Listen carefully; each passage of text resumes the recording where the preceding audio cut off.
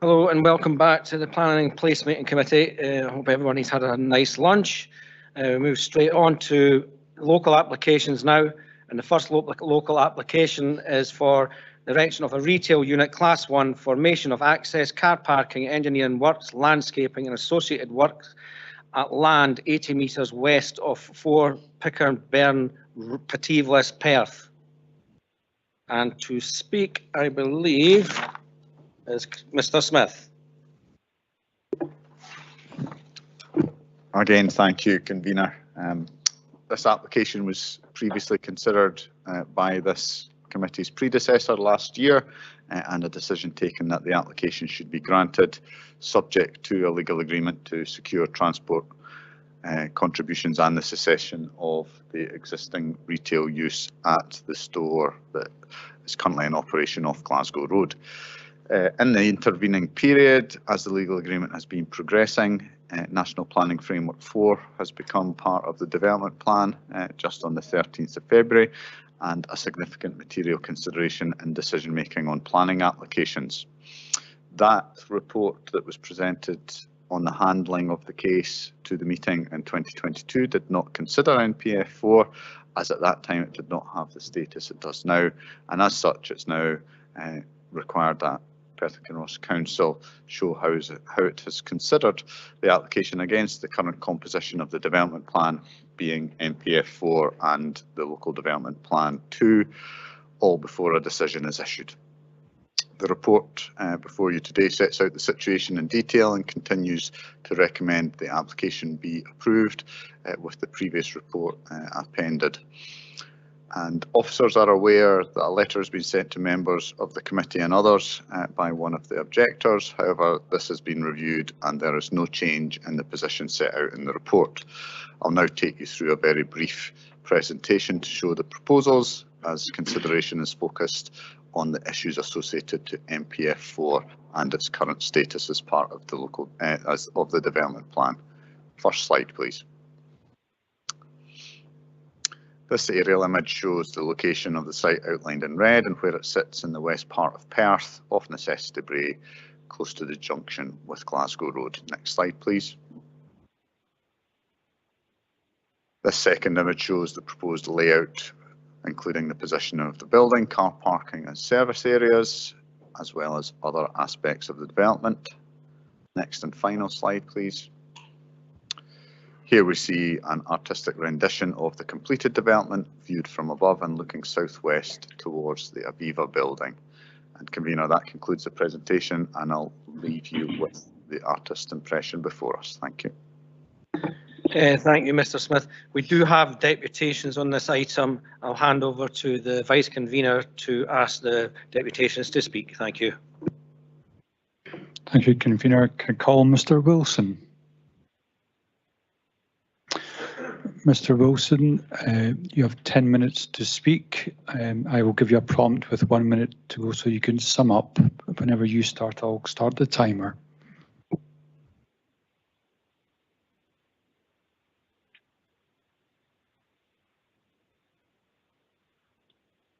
Still have to press the button.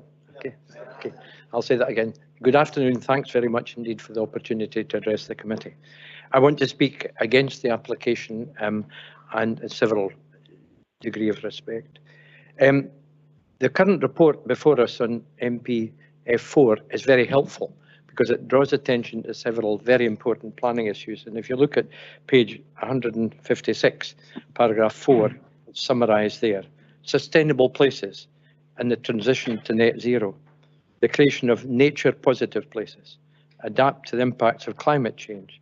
And in terms of livable places, local living and the 20-minute idea and local facilities, and productive places, particularly highlighting town centre first. And my remarks will refer to these key points that within that policy document. There's a need to reduce emissions and the impact of climate change. I would suggest that this new location suggested will do neither of these things. It will encourage more car transportation.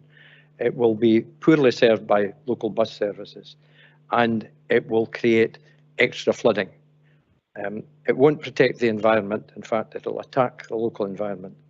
And I think in terms of living places, there are local services and facilities that we'll narrate in a moment that are adequate and sufficient.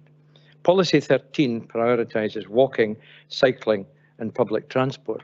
None of the intimation of this application will encourage any of these things whatsoever, because there's a likelihood that, in fact, it will, as I said earlier, increase the amount of vehicular traffic, both servicing the site and for shoppers. In addition to that, the site at the moment is employment land and it has a semi-rural nature. This will be largely destroyed because it'll either be a building or a surface car park, covering virtually all of the site. It will reduce and damage, in my opinion, the amenity of the 4 cottages at Pick-and-Berry, which are immediately beside the site, and with a loss of trees, shrubs and other nature, and also affect the sites of Bucky Braes, which is immediately beside it, the open space there, and the grounds at the Aviva campus. There will be traffic impacts, that's inevitable, and whilst I cannot disagree with the roads officers averring that the road system can take the amount of traffic, I would consider that it will increase the local traffic a great deal and will attract even more to the area. It's very busy, this junction, especially times when Aviva staff are entering and leaving their employment. The report says that the area is underserved by retail. Well, that's not true. There's adequate local shops at Broxden, Oakbank, Ruthven Park, Letham, Wells Hill and Craigie. And we've got Tesco's in Edinburgh Road, which is just about a mile away, and also in Crieff Road. And there's a potential damage, in fact, if this development went ahead, to these local shopping facilities. And there's a 5 to 10 minute movement by car to the city centre and to the 2 Tesco stores that I've mentioned already, and a 10 to 15 minute journey in the bus to the city centre. The existing location serves well many different communities, and there's a delicate issue here where, in terms of the vulnerability of some areas in the town's population to earn a living and earn a reasonable living, the current site is well served by bus services 1, 2, 7, 8, 5, 6, 12, 13 and 19 are all past the door of the current Aldi store from Letham, Tulloch, Craigie, Oakbank, Boroughmuir and further afield. And also the current store serves the city centre very well, which has areas where less well-off people stay. And I think that's an important argument in this whole situation. There's also a loss of employment land. We've already lost employment land, convener, with the Bellway extension housing. And although the report says this is only a small part of employment land, if we're to look at this 20-minute communities, then why are we letting an employment land site go away for retail when it could be used in the future for local people getting local jobs in their own locality? There's a much bigger issue, though, however, regarding surface water drainage and sewage. There's no reference in any of the documents before you today to any of the flood events in August 2020 and August 2022, which caused major inundation. And I'm sure, convener, I don't need to remind yourself or Councillor Leishman, who are both residents in Craigie, of the consequences for Cherrybank residents and Craigie residents of these flood events.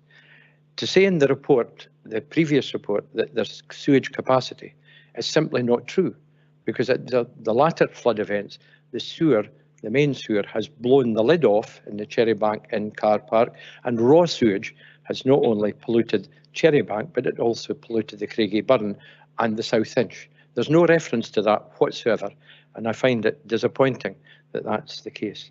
And also, because of the major surface water flooding that these 2 major flood events have caused in the past, which have meant that businesses in Cherrybank homes in Cherrybank and Low Road and many homes in the Craigie area have been inundated with significant flooding, causing major damage to the recently repaired work in the Craigie Burn and also to the damage at the Buckie Braes.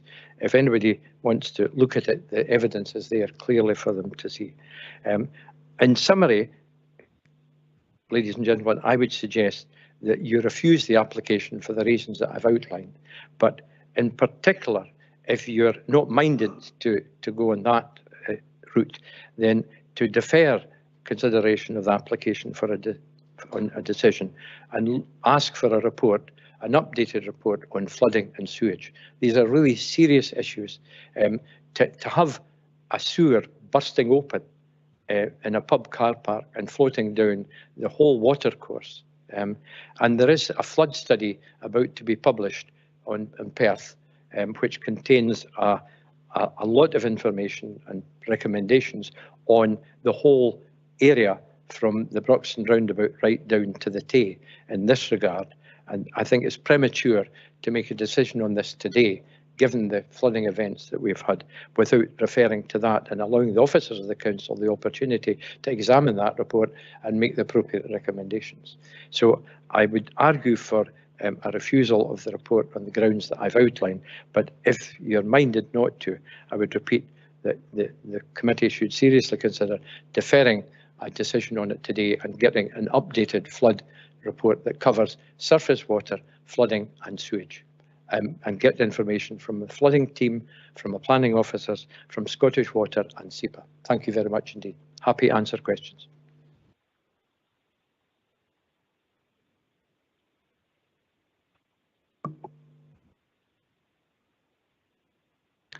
Councillor Illingworth.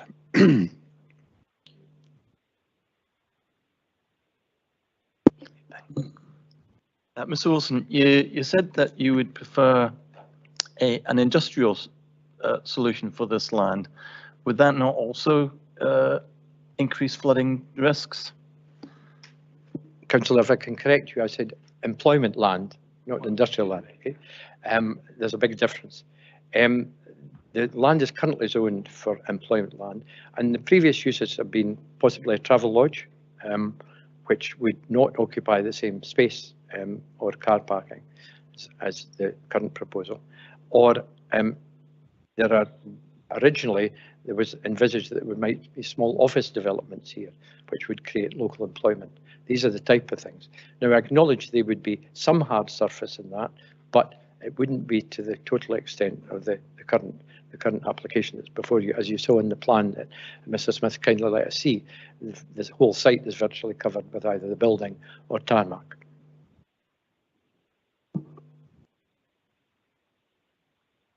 And would those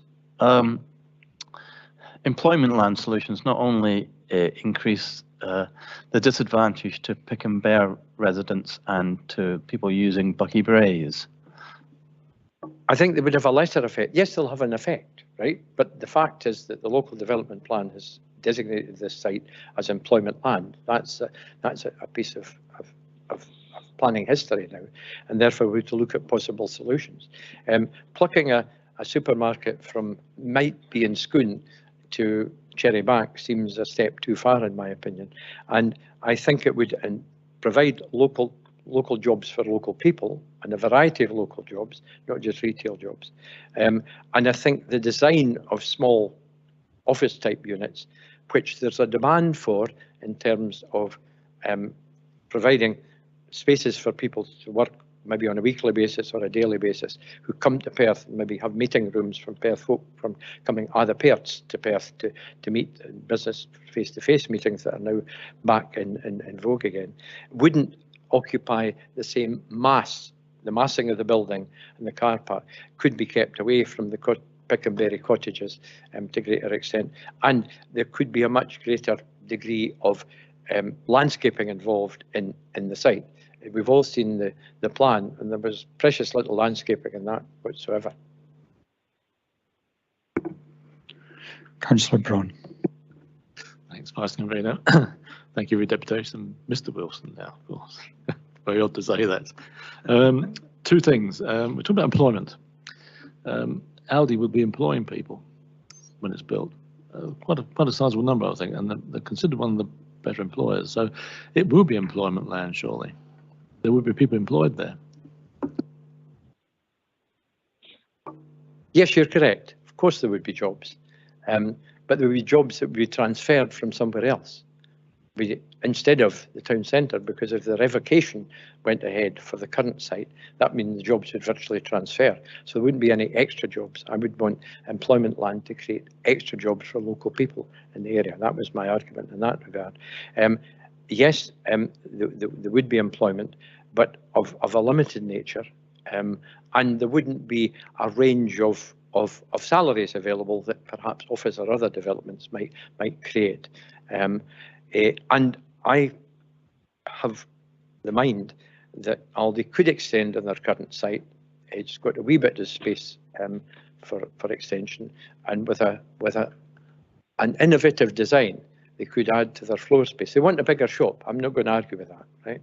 But I think the quest for new premises in the city centre could be renewed.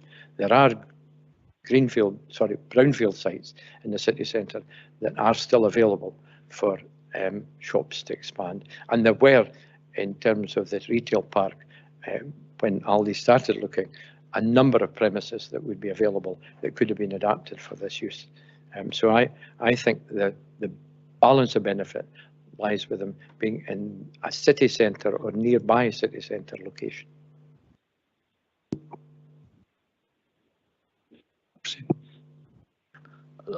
My thought was that it can be a bigger store than the current one, which is the whole idea of building it there. So there would be more people employed there, probably more local people, I would have thought. Yes, that's the case, but there haven't been employment figures put forward in favour of the application. It's simply we want to have the store here. I think the location is much more to do with the lucrative market there is in the area rather than the job situation, to be quite blunt with you. And I don't blame the applicant for that, but if we're looking at trying to make the world greener and better and be more flexible in future and pay more attention to nature, this proposal doesn't achieve any of these things whatsoever. Because people are rarely going to walk to Aldi from locations, because it's up a hill. There's only a limited. Yes, I can. Okay, well spotted, Vice Convener. Okay, given an opportunity. However, I think that the numbers would go up, but I don't think they would go up sufficiently. And I think expansion of the existing premise or elsewhere in the city centre could also add to the employment numbers. Convener, got just one other question. I'm copying Mr. Wilson there. These old days. You mentioned we're talking about traffic and cars, and one of the points you made was the fact that people were driving cars to get there. But that is obviously today. But the number of electric cars now is increasing. So that argument will start to subsist, I would think, as more and more electric cars take over. And in fact, we see on the map there are electric charging points being put into the site to encourage more people to drive electric cars there. So that knock on the motorist as the blame for climate change is going to go, I think. Yeah. Yes, again, but what I did say was the site will encourage vehicle journeys, right? And in the meantime, we're still going to have pollution from cars for quite a few years yet, and we're not quite reached the land of milk and honey yet with electric cars. And I know it's planned, and I support that totally. And the proposals have facilities there. My point I made was that the existing site has an excellent bus service from half a dozen different areas of Perth, right? The proposed site has a very limited bus service, apart from the immediate vicinity of Cherry Bank, a bit of Craigie and a bit of Oakbank to it. But the nature of the likely customer base roundabout, but people will come by car rather than travel by bus. Many people at the moment use both Lidl and Aldi who travel on the bus from a number of different, I can give you the details of the bus services after, sir, if you want, but the fact is it's well served by buses at the moment and allows a great variety of people to use these facilities. That will not be available in the proposed site. Councillor Leishman. Thanks very much, Vice Convener. It's, excuse me, whether it's a point of clarification or not, I'm just a bit confused. There just seems to be an awful lot of speculation and conjecture about fantasy projects that may or may not actually go on employment land. Is there any real evidence base that there's been historical inquiries from other companies or other businesses? That I think would be a question for officers. My answer to that is yes, there have been previously interest in the site, but none of that has been in the last couple of years. Does that answer your question, Councillor Leishman? A lot of effort just to say thanks very much. Mr. Wilson, there appears to be no further questions. You're free to go. Thank you very much for your time.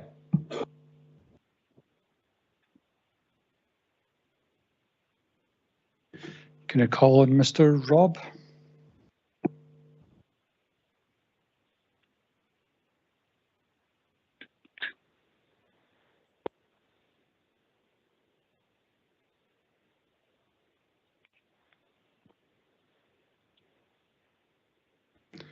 Mr. Robb, we're not hearing anything. Are you on mute? Good afternoon. Good afternoon, Mr. Robb. Your deputation will be 10 minutes. I'll give you a prompt with 1 minute to go. If you'd like to proceed, I'll start the clock. Yeah, thank you, committee, and thanks for letting us speak. I'm actually just going to hand over to my client, Philip Johnson from Aldi Stores, who is the property director who put forward this application to start with, and I'll be here to answer any questions at the end on any sort of specific planning matters. Good afternoon all. Thank you, Steve. Our point of the deputation today was principally to answer any questions or discuss any other deputations that may have been had during the course of the day, because our view with it being a previously approved application last summer and there being no change to what we had proposed, we'd hope that there was little debate. But the first thing I would like to do is give you a quick update on where we have moved to since the last approval. Part of the consent was that a legal agreement covering the Section 75 and the use of our existing store on Glasgow Road was to be put in place, and we have now approved and finalised the drafts of that agreement. So that's a very positive step between ourselves and colleagues at the council. We had a prospective tenant for the existing unit lined up. We're pleased to say that that is still in place. We have a buyer and a use of the existing store. So our aim is always to not be left with residual units. That's not our business. We sell beans. And so the best thing is to get somebody lined up, which we do have in place. The final point to note was that when we agreed with the landowner previously to purchase the site, it was that we had a 4-year window to get a suitable planning approval in place. Unfortunately, this has elapsed, which put us in a position of either committing fully to the site and purchasing it or pulling out. And unlike a lot of our competitors around the UK now, we're fully committed to our investment plan. So we have purchased and we now own the site at Necessity Bray. Part of noting the 4 years that it's taken is because it hopefully shows to you the attitude that we have towards this scheme. This was never a point of throwing in an application and trying to push something through. There's been an enormous amount of time spent with officers, with our consultants across the board, trying to make this scheme appropriate on every single front. And I think we proved that, and I think you recognised that by approving our application last summer. Now, a lot of those points relate to the deputation of Mr. Wilson. Mr. Wilson made a lot of points, most of which I don't feel I have the time to cover. I would hope that if anyone has further questions on any of the points Mr. Wilson raised, I'm very open to answering any of them. With the greatest of respect, and I genuinely mean that, both as a local resident and as a retail expert, I must say that almost everything that Mr. Wilson was asserting is indeed incorrect, and that is why I would deeply welcome any points that anyone would like to raise. The one point that I will pick up on, which Mr. Wilson spent a lot of time detailing, was flooding. And again, as a Perth resident, the residents of Low Roads, I really have great empathy for their plight, and I do hope that it's something they can resolve. We've all seen that when the Craigie Burn does burst its banks, it has catastrophic effect on those that live there.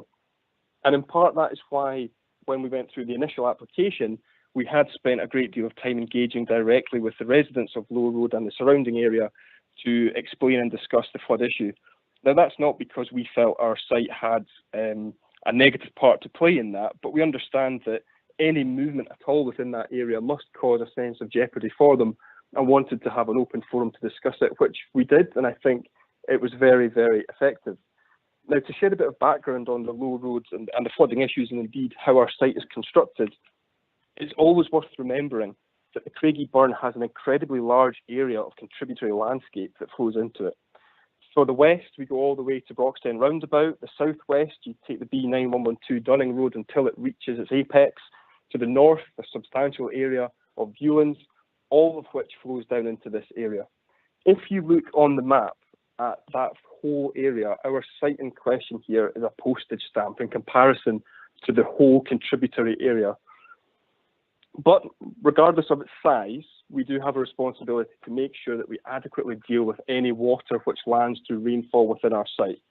We've done that through our flood risk assessments and drainage assessments, both of which have been approved very smoothly and have never been in debate with officers.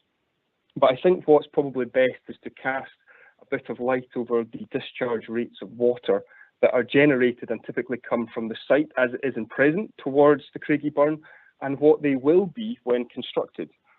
The SEPA maps show that the area of the Craigie Burn and Low Road in particular are designated as a 1 in 10 year flood event. Now, we know that unfortunately over recent years it's been more frequent than that, but given that a 1 to 10 year event is roughly the level of water required for it to burst, I'll use that to describe the existing discharge rate of the site as it sits. We would suggest that around 15 litres a second of water would be discharged from the red line of our site as it is in that 1 in 10 year flood event. With the construction that we've put in place, this would be reduced to 3 litres per second. So actually, if we did nothing on the site, it would be 5 times worse than if we had put in place the construction that is proposed. And the way in which we're able to do that is by accommodating large attenuating water tanks below the car parking area to hold back, retain, and regulate the discharge of water that lands on our site. So not only will it not make it worse, but it will make it a significant improvement. The regulations that we are required to follow when it comes to designing these is not a 1 in 10. In fact, it's a 1 in 200 year flood event plus a further 35% capacity. That means that at that rate, the existing site would be discharging water at a rate of almost 40 litres per second, because we need to account for climate change, the likelihood that rain will continue. So at 40 litres a second is how it would discharge if left as is. We will still maintain a 3 litre per second rate at that point. We understand, I reiterate the thoughts of the residents and why this is a good discussion to have. We welcome these points from Mr. Wilson because quite rightly they should be raised and discussed. But we would assert, as approved by both our engineers and the council's own representatives, this is a significant improvement for flooding, not something that is going to make it worse. I will leave it on that point, but I would also like to reassert that there have been a number of different points of discussion. Stephen Robb had introduced himself at the start there. He's our planning consultant who can answer specific MPF4 or planning points. But if there's anything else at all that was raised by Mr. Wilson or any other question on the site, I would welcome that question to me. Thanks very much. Thank you, Mr. Johnson. My apologies for not introducing you earlier on. We'll give it a second to see if there's any questions coming from members.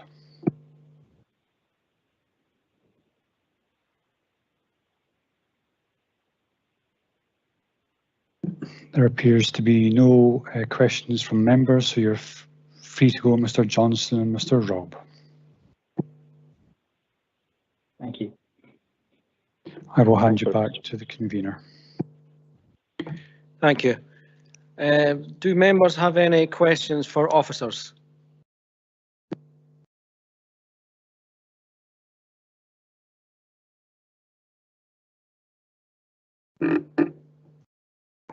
Councillor Leishman.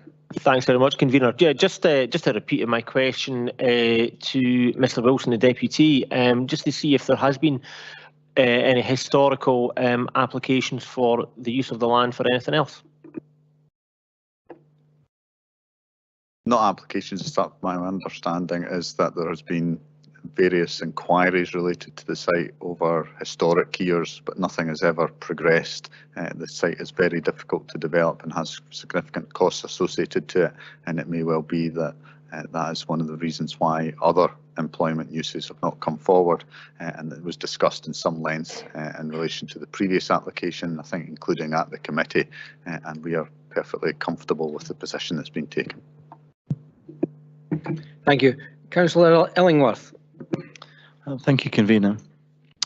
Do the officers agree with the developer that this will actually reduce the flood risk? Yes. Yeah, I think it was very eloquently and detailed in terms of the response from Mr. Johnson there, and I would find no fault with that. I do appreciate that the general public or those that are not perhaps experienced in flood risk matters and how to attenuate water, equally the standards that are required to be achieved in relation to SUDs, including climate change additions on top of that. But the fact is that the SUD system that would be put in place would improve the situation on the standard greenfield runoff rate. Councillor Braun. Thanks, convener. Councillor Illingworth has pretty much asked my question, but going from what was said there, then do we not? We assume then we don't need any further reports, updated reports, as was suggested by Mr. Wilson on flood and sewage, in view of the flooding in 2020 and 2022. No.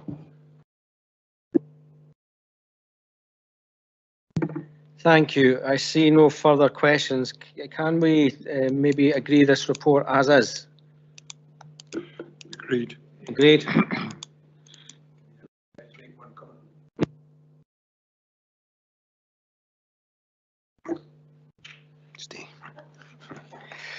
It may, just for completeness, when this application was before you last in June of last year, the report detailed the need to control and regulate the existing site so that there wouldn't be another operator there. At that time, I thought that could only be done through statutory revocation. But after the date of the committee, I liaised with the external legal advisor who's been assisting us in this matter.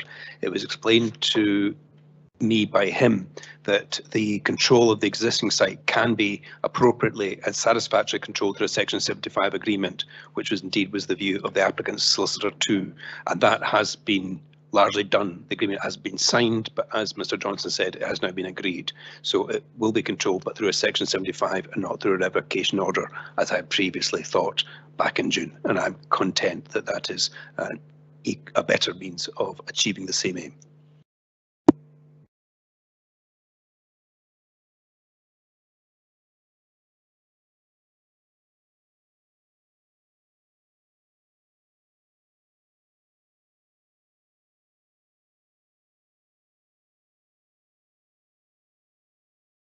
Yeah, I think the committee is clear that the Section 75 still has to be entered into, after which my DM colleagues will be issuing the planning consent.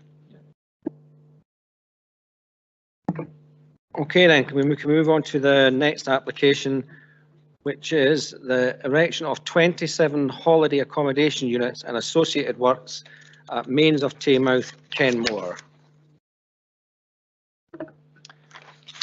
And introducing the report is Mr. Williamson. Thank you very much, convener. The next application for consideration today relates to a site at Mains of Taymouth, Kenmore. As outlined within the report, this proposal relates to a site which originally obtained planning permission for a total of 43 caravans in 2019.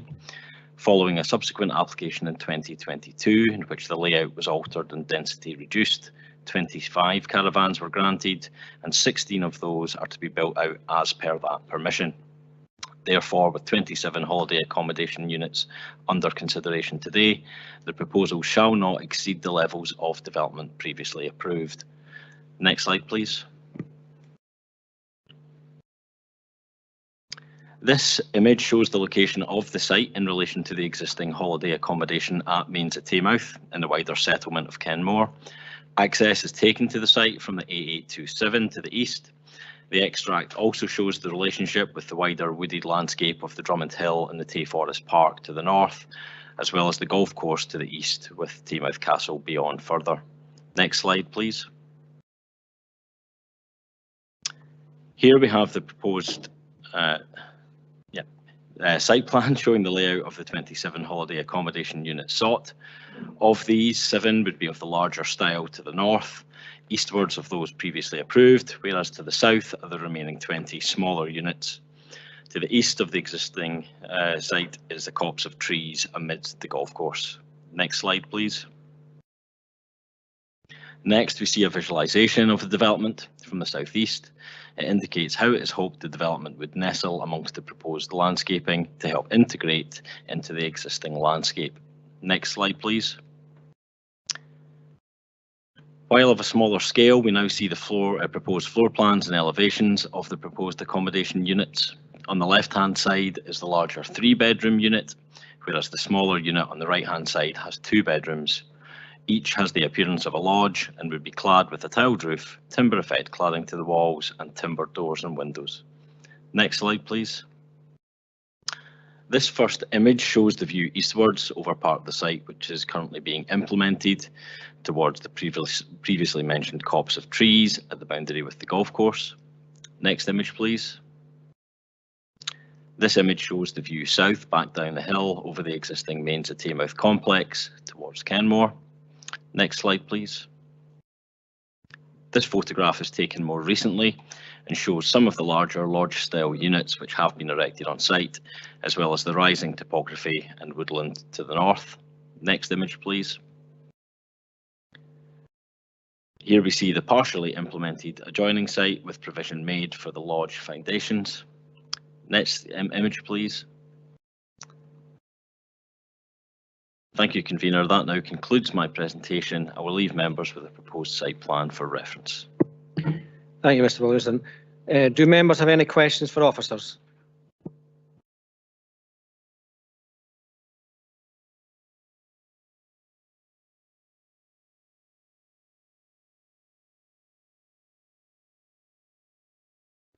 Councillor James. Sorry. I suppose it's clarification, really. Did I hear that some of these units, they're replacing caravans that were there, so that there's actually no increase in the units? And if these are going to be more permanent structures as opposed to caravans, does that affect licensing? You know, because I know with the new letting regime and licensing that's coming. And thank you for the query, Councillor James. In response to that, what I'd highlighted was that there have been previous permissions on site for a number of units. It's not replacing existing caravans that are on site, so it's ultimately a no net increase overall in the number of accommodation units which are being provided. And then similarly, in respect of your query on licensing, they are aware of their requirement to have the site appropriately licensed as well. I see no further questions, so I will ask, can we agree this report as is? Agreed? Agreed. Okay, then it is granted, subject to the conditions contained in the briefing notes. Let's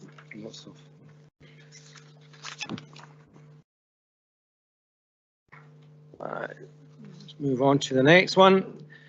Next one is formation of vehicle access, hard standing, erection of fence and associated works, land 35 metres southeast of Torley Road, Burnham. Now, I could, before I get Mr. Williamson to introduce the report, I can tell the committee that the applicant is present, and although they have not made a deputation, they have told me that they are willing to take questions if so wished by the committee. Mr. Williamson. Thank you very much, Convener. The next application relates to proposals associated with the construction of a new 15.5 kilometre immediate pressure gas pipeline between Burnham and the existing Logie Rate transmission regulation station. The new gas pipeline replaces the existing high pressure gas pipeline to the east, which would ultimately be decommissioned. In this instance, the proposal seeks to create a vehicular access from Torley Road to the north, as well as the creation of a hard standing fence for the compound, associated with a new transmission regulator station, which itself would be permitted development. Next slide, please.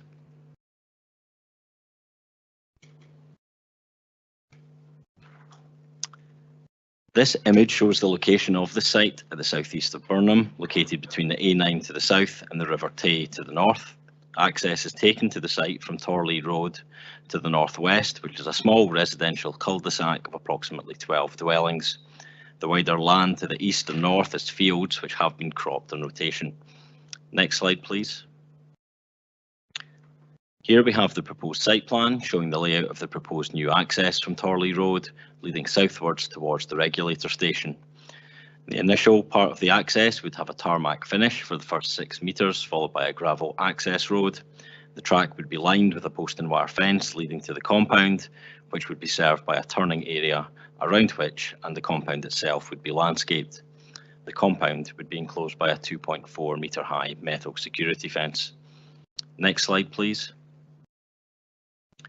This first image shows the view northwards from the southmost point of the existing field. The last dwelling of Torley Road can be seen just to the left of centre. Next image, please. This image shows a closer view to Torley Road, around where the regulator station would be sited. Next photo, please. This photograph is taken from the north, looking southwards past the last dwelling on Torley Road towards the application site. Next photo, please. Here we see the approximate location of the regulator station and compound, looking southwards. Next image, please. Next, we see the view northwards from the southeast corner of the fields adjacent to the sewage works. The regulator station would be positioned towards the centre with the backdrop of woodland and rising topography beyond. Next photo, please. This photograph is taken from Perth Road looking northwards and illustrates the levels difference from the road to the south, down the application site within the field and the cover of existing vegetation and trees. Next photo, please. Here we see the access from Perth Road, which serves the sewage works to the south. This is not proposed to be used as part of the proposal, but was raised in the representations as a potential alternative. Next image, please. Lastly, we see an extract from Google Street View, which is admittedly from a number of years ago, but shows where the access would start to enter the field on the left-hand side and gives an indication of the existing landscaped verge that's existing at present. Next image, please. Thank you, Convener. That now concludes my presentation. Thank you, Mr. Williamson. Do you have any questions for officers?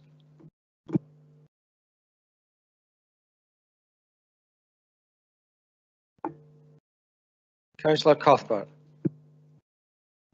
Thank you, Convener. Yeah, it's a fairly simple question. I just wondered what a regulator station was and how much noise it makes, and is there any other sort of impact on the environment? That's maybe a question that would be better answered by the applicant, far more detail than we could, and they're here to do that if they're happy to do so. I've been wondering that all week.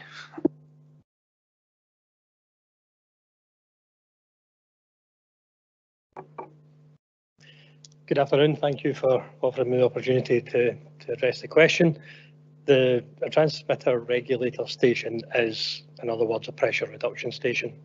The infrastructure that is currently there is a high pressure pipeline, and we're looking to drop the pressure down to allow us to put what's essentially a gas main, a plastic gas main in the public highway.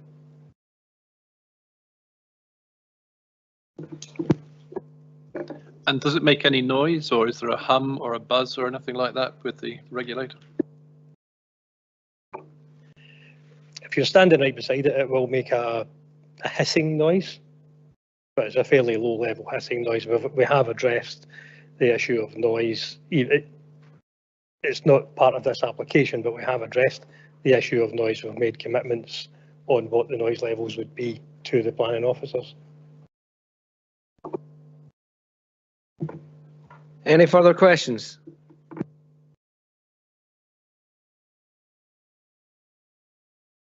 No.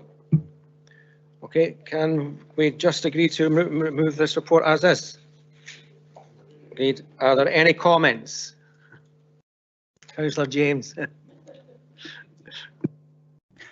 No, not this time, convener. Thank you. Thank you.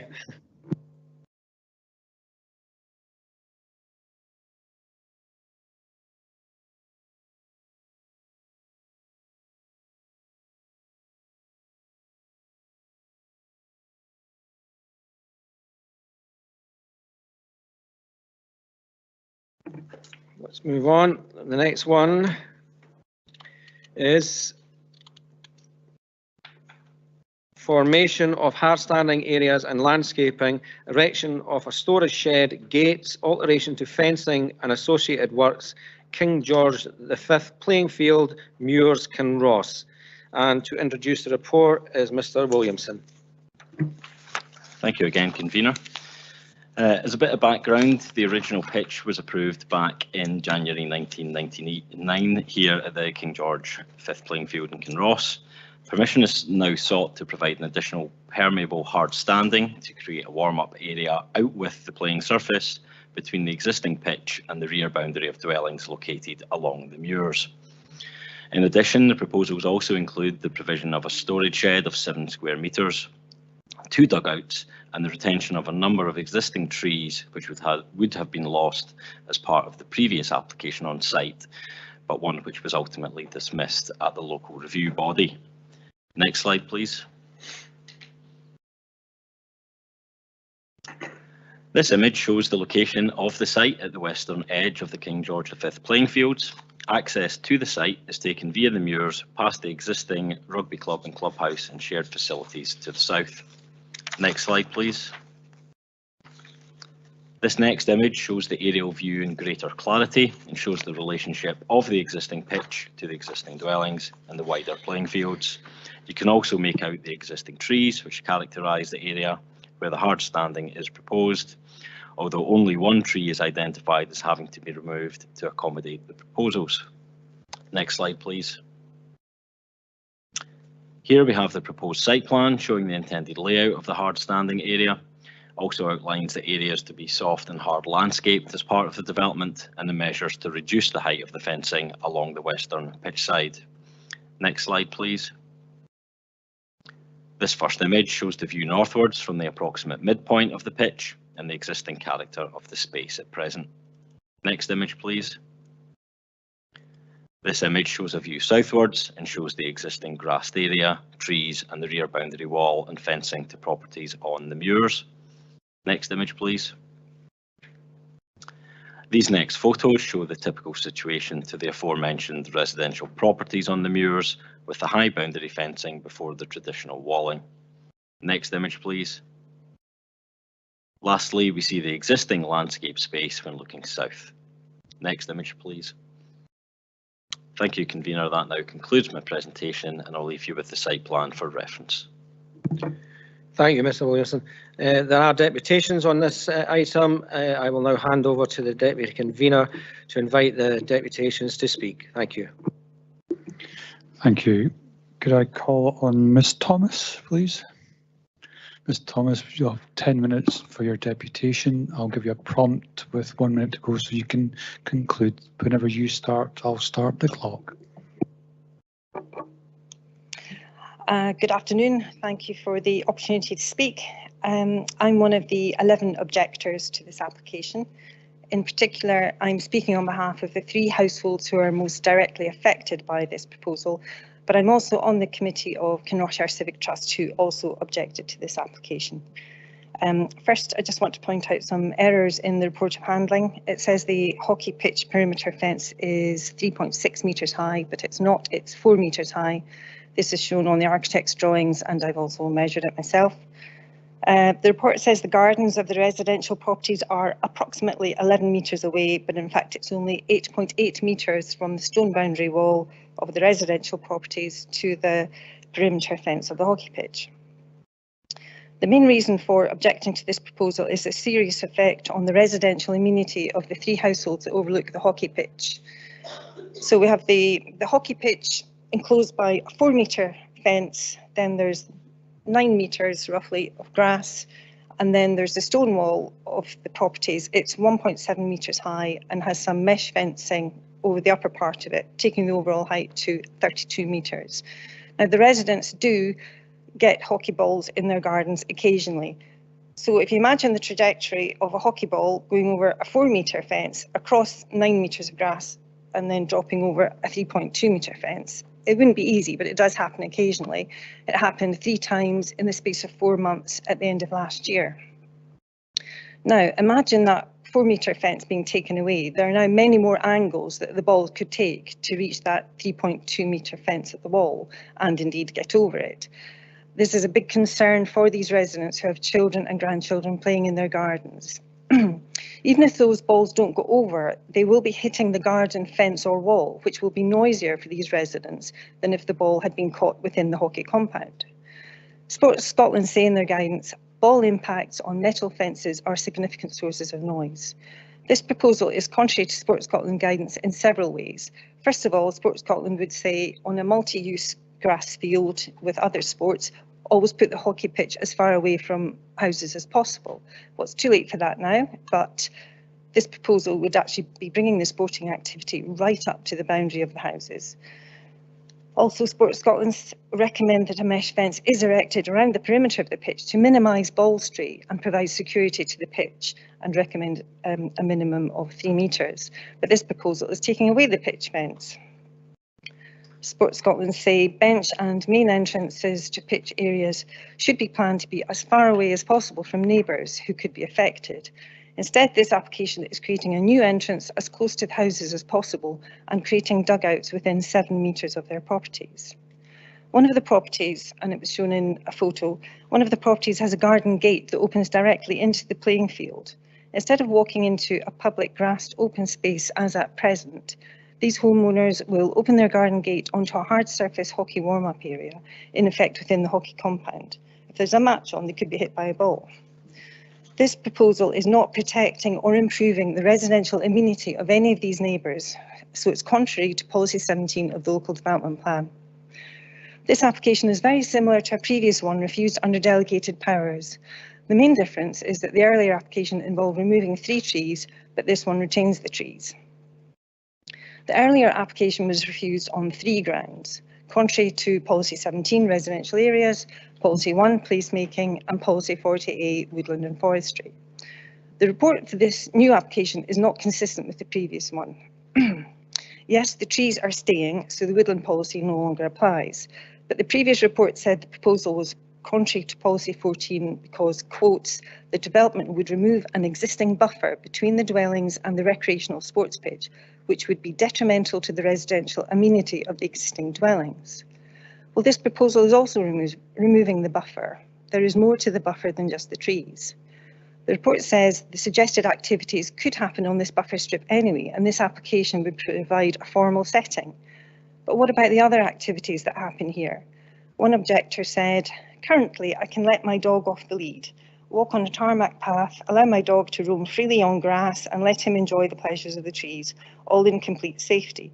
This cannot be done in other parts of the KGV, as my dog is apt to chase after rugby balls and interfere with the rugby practices and games. Or what about people like me who like to walk around the perimeter of the field for fitness and fresh air and to hear the birds singing in these trees? I will point out, by the way, that the neighbours say they have never seen hockey players warm up on the grassy buffer zone, and any suggestion that they currently do so is complete tosh. This field was sold to the local authority on condition it was to be used as a playing field and recreational ground. The 2 rugby pitches and the hockey compound almost fill the field, but not all recreation is organised team sport. Can the general public not have a little space around the edges? The deed also said the field was to be for the benefit of the inhabitants of Kinross and the public generally in all time coming, so not just one sports group exclusively. Under this proposal, the buffer zone would be fenced off completely to the general public, preventing access along the west side of the field. Community green space are unhappy at this and want the gates unlocked. The report does not recommend a condition to this effect, instead suggesting it is a matter for the lease. However, unlocked gates would be incompatible with the applicant's aims of keeping members of the public and dogs off the artificial surface, which would no longer be fully enclosed once the western mesh fence is replaced by a 1 metre spectator rail. So if this application is approved, the public will be barred from this area of 800 square metres of grass and trees at all times, even when hockey isn't taking place, such as the summer months. The previous application was refused on placemaking grounds as well. Quote, the formation of the hard standing and loss of the trees would not respect the character and amenity of the place and would detrimentally impact the wider visual amenity. So it wasn't just the loss of trees that meant the earlier application was contrary to placemaking. It was also the formation of the hard standing, and there's actually going to be more hard standing with this application than the last one. However, the new report says the retention of the trees retains the visual buffer and soften the impact of the hard standing.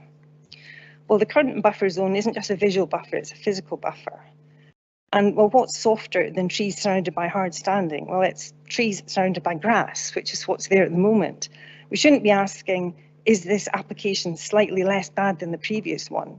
We should be asking, will this application make the place look better than it does at the moment? And the answer is emphatically no. As well as changing much of the grass to hard standing, the proposal is to erect 2.4 metre high fences and gates at right angles to the stone boundary wall of the Victorian villas. The proposal is contrary to policy 1A because the design does not respect the character and amenity of the place.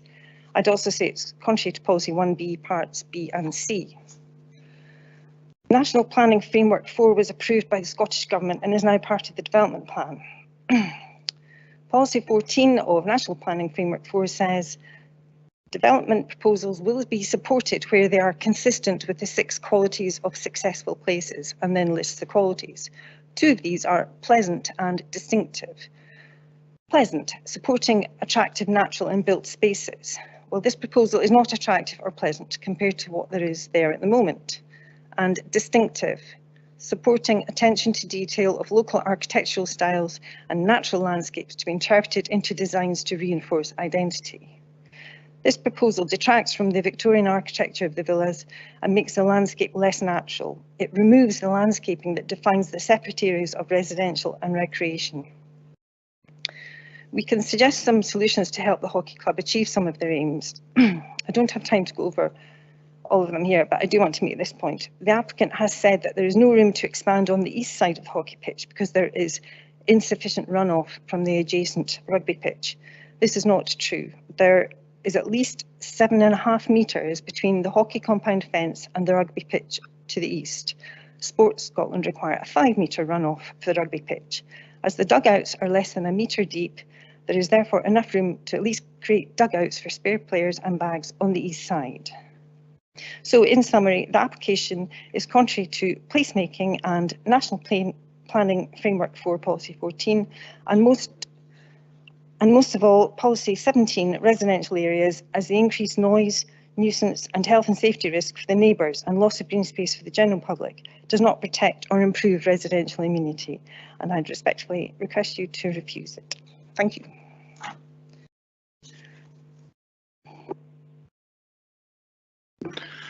Thank you. We'll give a moment, see if there's any questions, if you're willing to take them.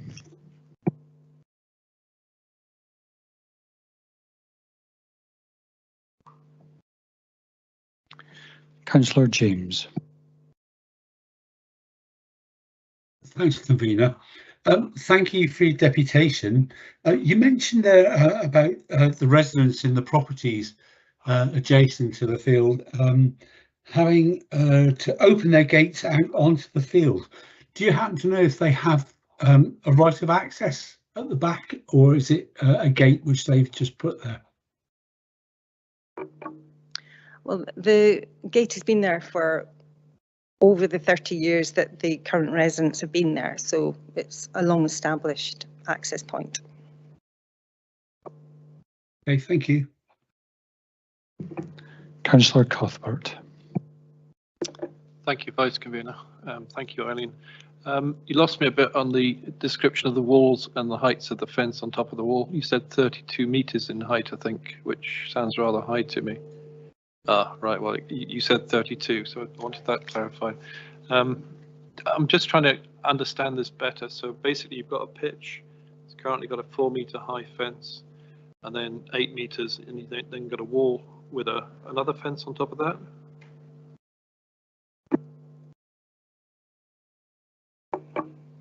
The perimeter fence is 4 metres high, then there's 8.8 metres between that and the boundary wall.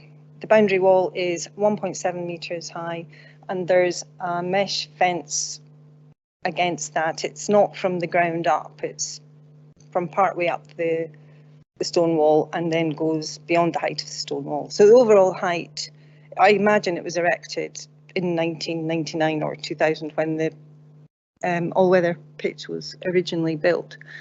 So the overall height of the fence, combined wall and fence at the properties, is 3.2 metres.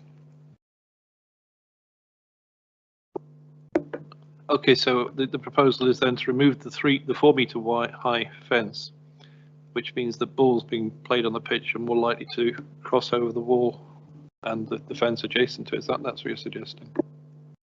Yes, that's correct.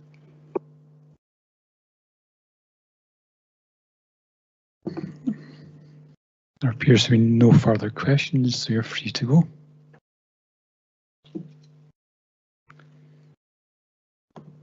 Could I call on Mr. Montford? And I believe you've got trustees with you as well. You've got 10 minutes for your deputation. I'll give you a prompt with a minute to go in your own time. Thank you very much for the opportunity to speak. I'm going to cover two things really. One, I'd like councillors to understand just how important this is to us. And secondly is to address some of the misconceptions about what the plans mean for people in the community. Kinross Astro we're not the hockey club, we're an independent charity. We have hockey playing trustees, we also have community trustees. We took over the pitch in 2016 when it was closed down because essentially the playing surface became unplayable, and essentially the town of Kinross lost the sport of hockey. We raised the money to replace the playing surface and got the pitch up and running again, and we think we've made a good job of it. Participation in the sport has gone up a lot, and just in terms of things that councillors want to support, this is a key sport for women and girls. It is absolutely vital that the pitch remains there for women's sport and girls' sport. But the future of the pitch is not guaranteed. Replacing the pitch, the playing surface in 7 years ago cost something like £250,000. We're going to have to do that again, perhaps in another 7 years' time. It's a huge task for a small organisation. Each year we extend the life of the pitch, saves us something over £15,000.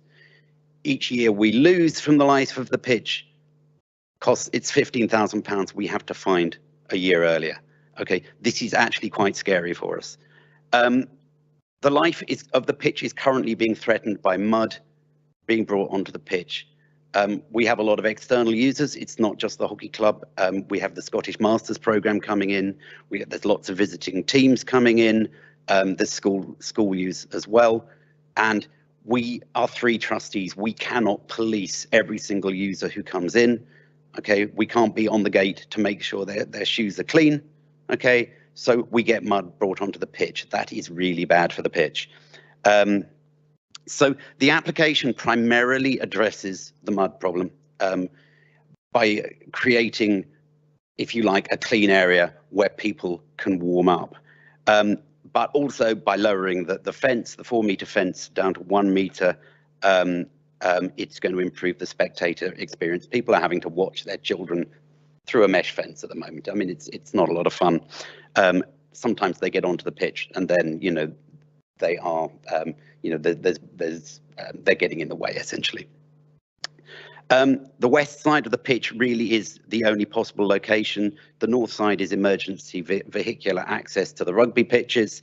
To the south side is the clubhouse, and to the east side is the rugby pitch. If we were to try to go to the east side, as the previous speaker said, we would have to overlap onto the runoff area. The runoff area, the gap between the runoff area and us is currently too narrow to fit in the kind of area that we need. Okay, and the other thing is we would have to build a fence right round from the clubhouse, right across the south end, right up the eastern side. Okay, so big loss of visual amenity there, and it still wouldn't work because there would be a gap at the clubhouse end. So again, you know, people would still be getting onto the grass. The idea is to get them from the car park into the warm-up area without any danger of getting mud on their feet. There really isn't a lot of change to the activities that are going to take place on this area. Yeah, the previous speaker said that people aren't warming up on this area. People warm up on the grass. I don't know whether it's there or on the main pitch. To us, it doesn't make any difference. It's mud. We mustn't get mud onto the pitch. There isn't going to be stick and ball work on the pitch. That isn't going to happen because it's hard standing. If you hit a hockey, if you use a hockey stick on hard standing, you'll damage your stick. A stick is, you know, 100 pounds to 200 pounds a time. Okay, you'll ruin it in the space of 10 minutes. So there's no stick and ball work. This is people running up and down, stretching, getting ready for their game. We need them doing that on the hard standing, not on the grass. Coming on to the specific points made in the representation, yeah, we're very pleased that this has been recommended to be passed, but there are a few areas to clarify. So there've been objections about related to the trees, biodiversity, and visual amenity. Our application did ask to retain all of the trees, but the tree surveyor said that one of them has got to go, and you know we are happy to replace that. Biodiversity, if anything, will be improved because you know, we're replacing what is essentially grass. You know, there's bedding going in, there's hedging going in, and as I say, we're retaining all the trees. We're taking out 100 meters of 4-meter high fencing and lowering it. That's an improvement to visual amenity, not a loss of visual amenity. The fencing is quite an interesting point. I'm going to need to give you a small lesson in hockey here. So balls go over the fence essentially for one reason. It's people lifting the ball. Okay, they're practicing a lifted shot. They're trying to ping it into the top corner of the goal. Okay, sometimes it goes wrong, it goes too high, and then it'll go over the fence. Fundamentally, this is something that happens in the direction of the north and south end of the pitch at the goals. Okay, so balls do go over regularly off the ends of the pitch. Okay, this is why the application includes raising the height of the fences at the end of the pitch. Okay, so that's going to be better for our neighbours at the north end who do get balls coming in, and also it protects the rugby players for balls going towards the clubhouse end of the pitch. Okay, now we are going to lower that 4-meter pitch. Well, our proposal is to lower that the 4-meter fence on the western side. The reason balls are going over that is people practicing lifted shots. Okay, now at the moment it doesn't matter because, you know, to them it doesn't matter because it's only very occasionally that it goes so badly wrong that it goes over the fence. If you've only got a 1-meter fence there, you're not going to practice a lifted shot over there because every ball will go over the fence. Okay, so that activity is now going to be forced to the opposite side of the pitch. It'll be at the eastern side. Okay, so the neighbours actually on the western side don't have anything to worry about there. They're going to be better off, I would say. Noise on the fence. It's the same fence. It's a galvanized wire fence, so it's actually pretty quiet. The noise that Scottish Sport are talking about is when it hits the kind of hard fence you put around a 3G pitch. You couldn't put that in around a hockey pitch. It would indeed be far too noisy. The gate opening on the side, I should mention. Okay, the fence, the trellis wire fence that's on top of it actually comes down over that gateway. Okay, people don't use it. You'd have to crouch down like this to come through it. I've never seen the gate open, and I've been going to that pitch for what, 16, 17 years now. Never seen it open in my life. We have said that if they want to retain access, we will give them the code for the gate, and they can keep coming in and out, but they don't use it. The activities that are going to take place on this area are essentially not going to be any different. There'll still be people going up and down it and stretching. There's no stick and ball work, so there's no increase in noise. And I think that's about all I've got to say, actually. Just check. Yeah, no, that's about it. So I think that's me. Thank you. Happy to take questions. Thank you, Bob. We've got one question in so far. Councillor Leishman. Thanks very much, Deputy Convener, and thanks very much for the deputation as well. It's actually two questions, but there's a natural follow-on. The first one is, do you have any idea of the amount of spectators that attend? Hockey's not like football. Currently, it's like 15 or 20 people maximum. A lot of games you get like 5 or 6. Thanks. The second part of the question is then, surely spectator safety is going to be compromised by the reducing of the height of the fence to about, what is it, 3.3 feet it's going to be. So do you not think that's going to impact spectator safety?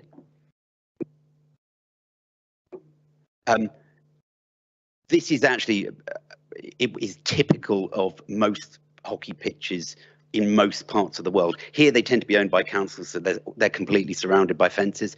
In most parts of the world, you have a 6-metre fence at one end and a 1-metre fence at the sides. The reason being is when you're playing sideways across the pitch, you're passing the ball to a teammate. You're not pinging it at 100 miles an hour the way you are when you're shooting a goal. Okay, so there isn't really any danger on the sides if you've got a 1-metre fence in front of you.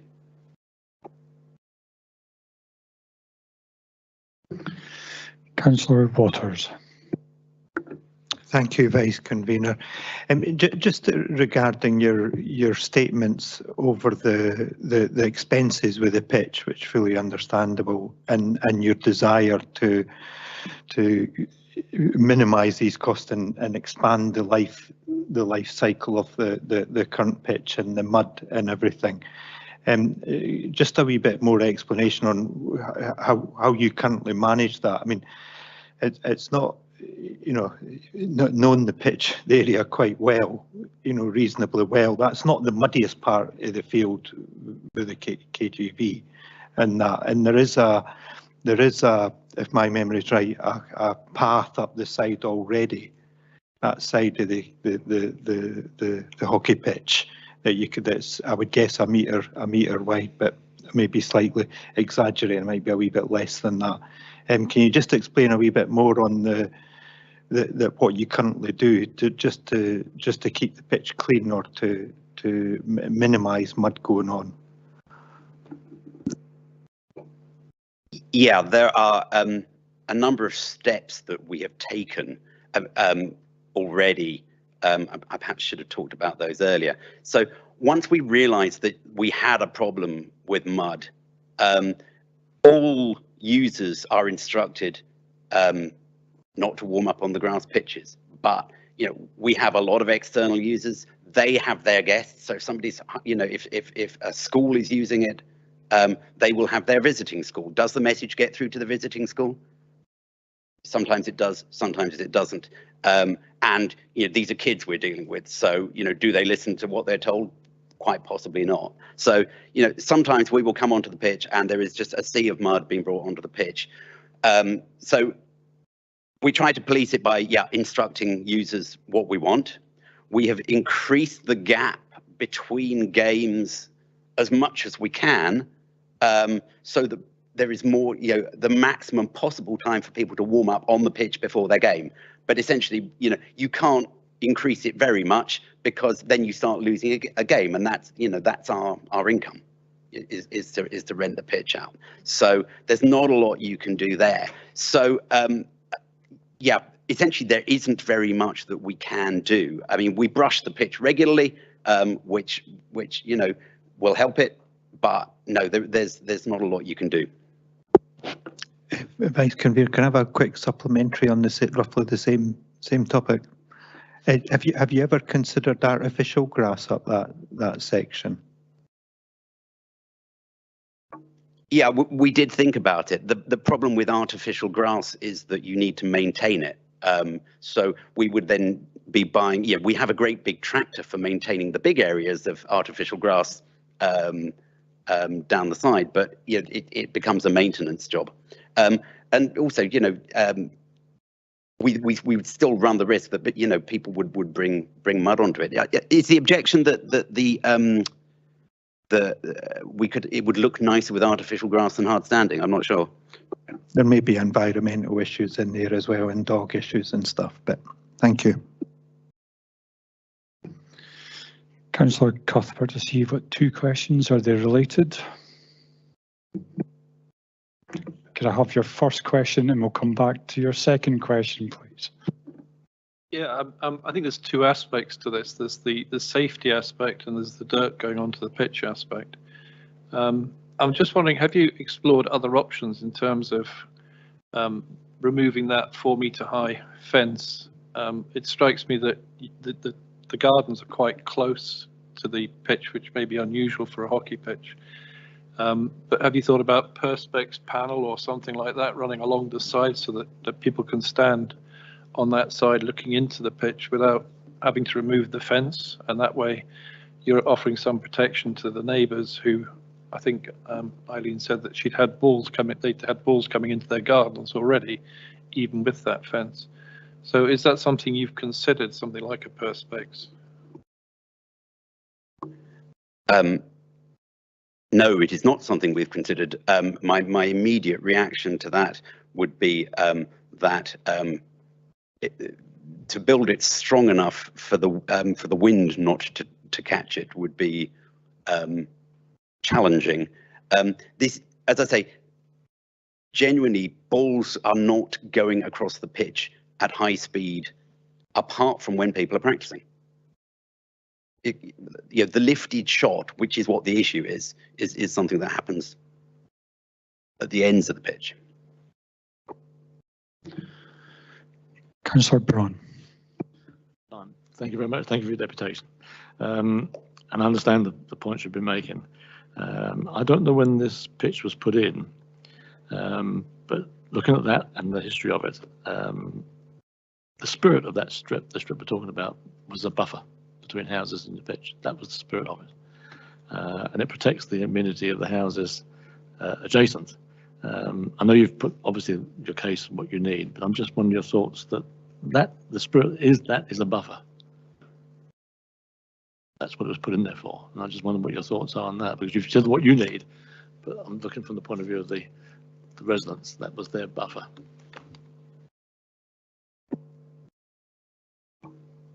The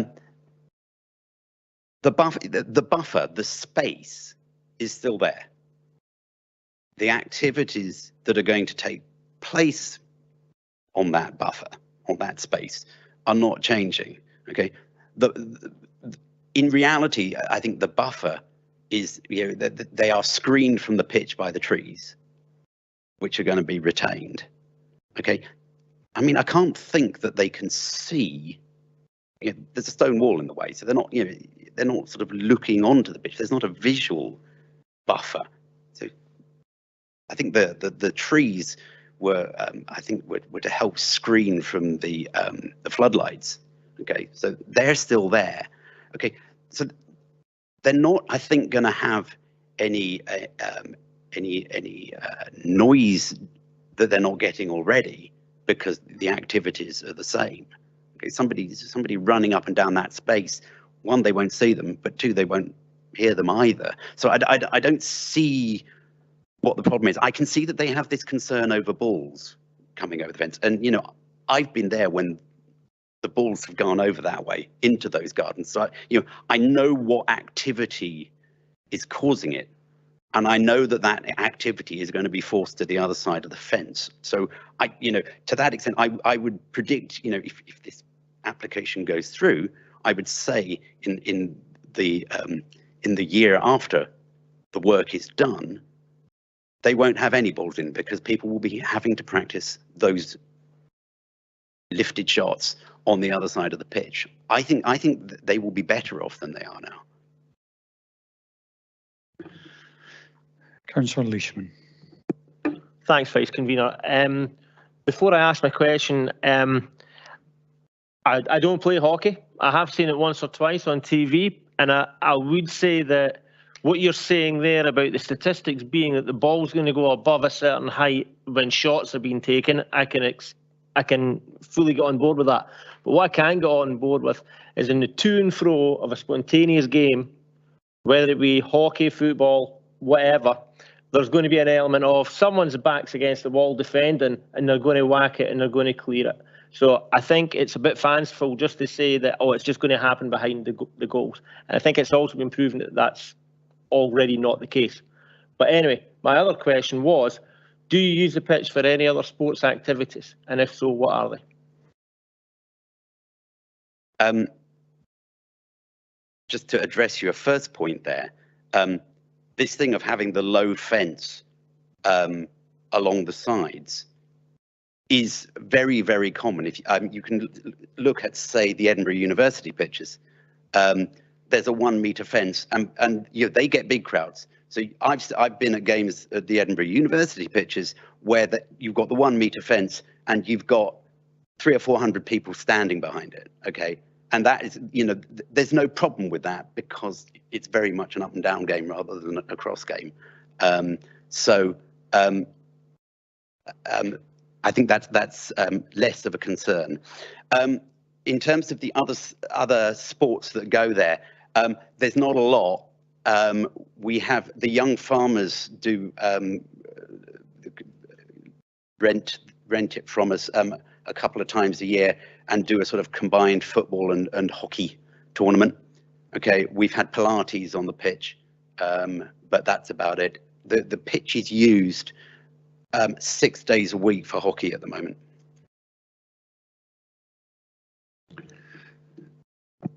Sorry, just following on from that as a kind of supplementary, if that's okay. In that case, then, to maximise income for it, do you then split the pitch into, say, halves or thirds, and say McDermott Park does on their AstroTurf, they split it into threes to maximise revenue, and then that would then mean that sport and activity goes across the pitch?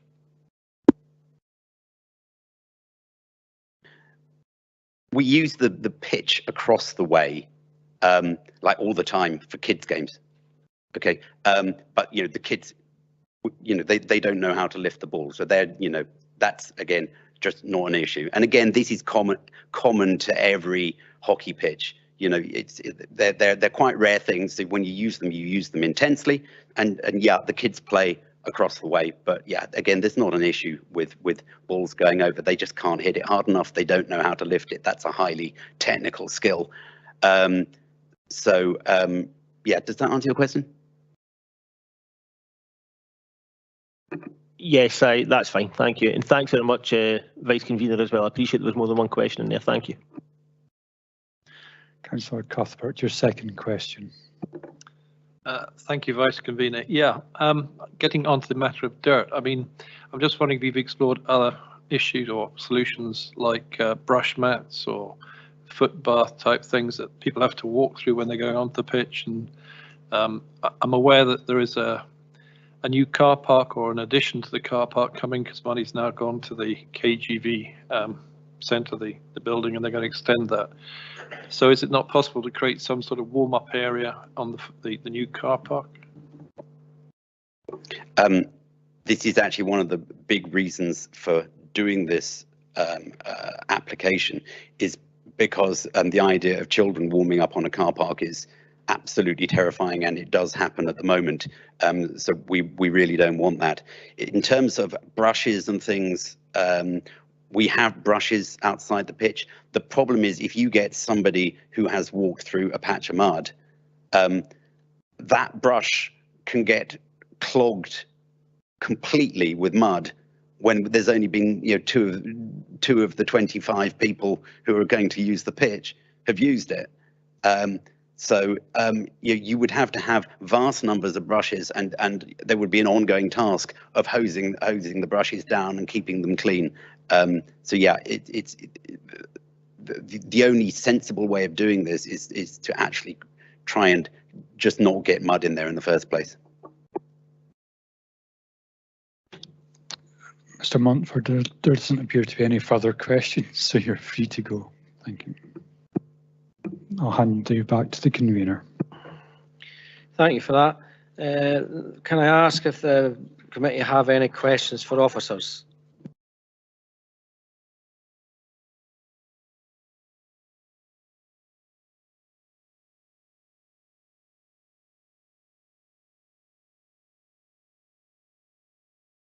No questions? No. Can I ask for a motion for this?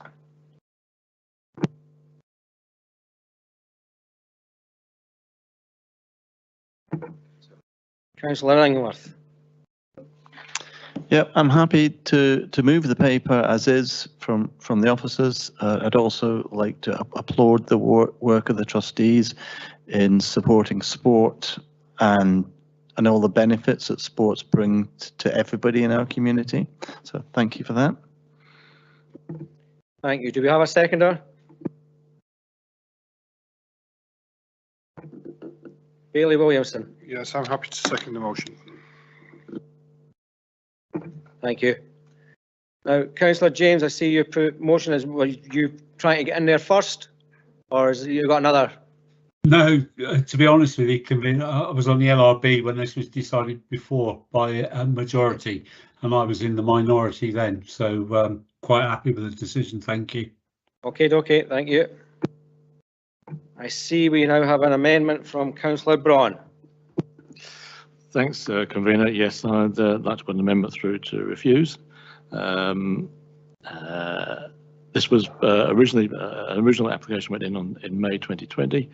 It was refused then, and subsequently it went to LRB, as Councillor James has said, and that was refused again by a majority.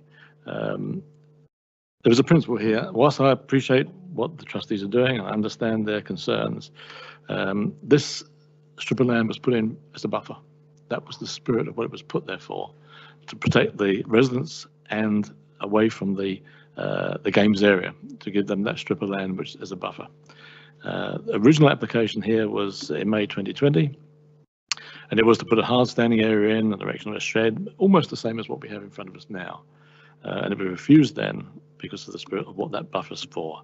And therefore I'm proposing that we refuse it again on the same basis, which was policy 17, policy 1A. I appreciate the trees are not moving, so that policy now ceases to be there, but those are the two policies I think should be refused on as it was originally. I'll leave it to see if we have a seconder.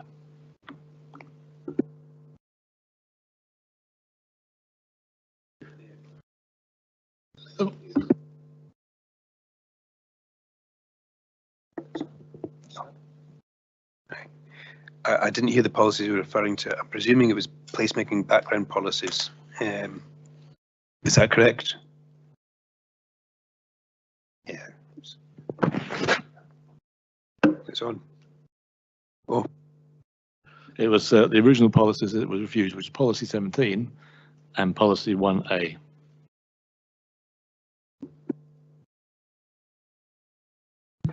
Thank you. Councillor Cuthbert, you're seconding. You want to speak? Yes, I agree with Councillor Braun. I think I get the feeling this is coming backwards and forwards and backwards and forwards. What I would welcome is if the two parties could get together and see if we can find a solution that's acceptable to both. I don't like the idea of the removal of the 4 metre high fence.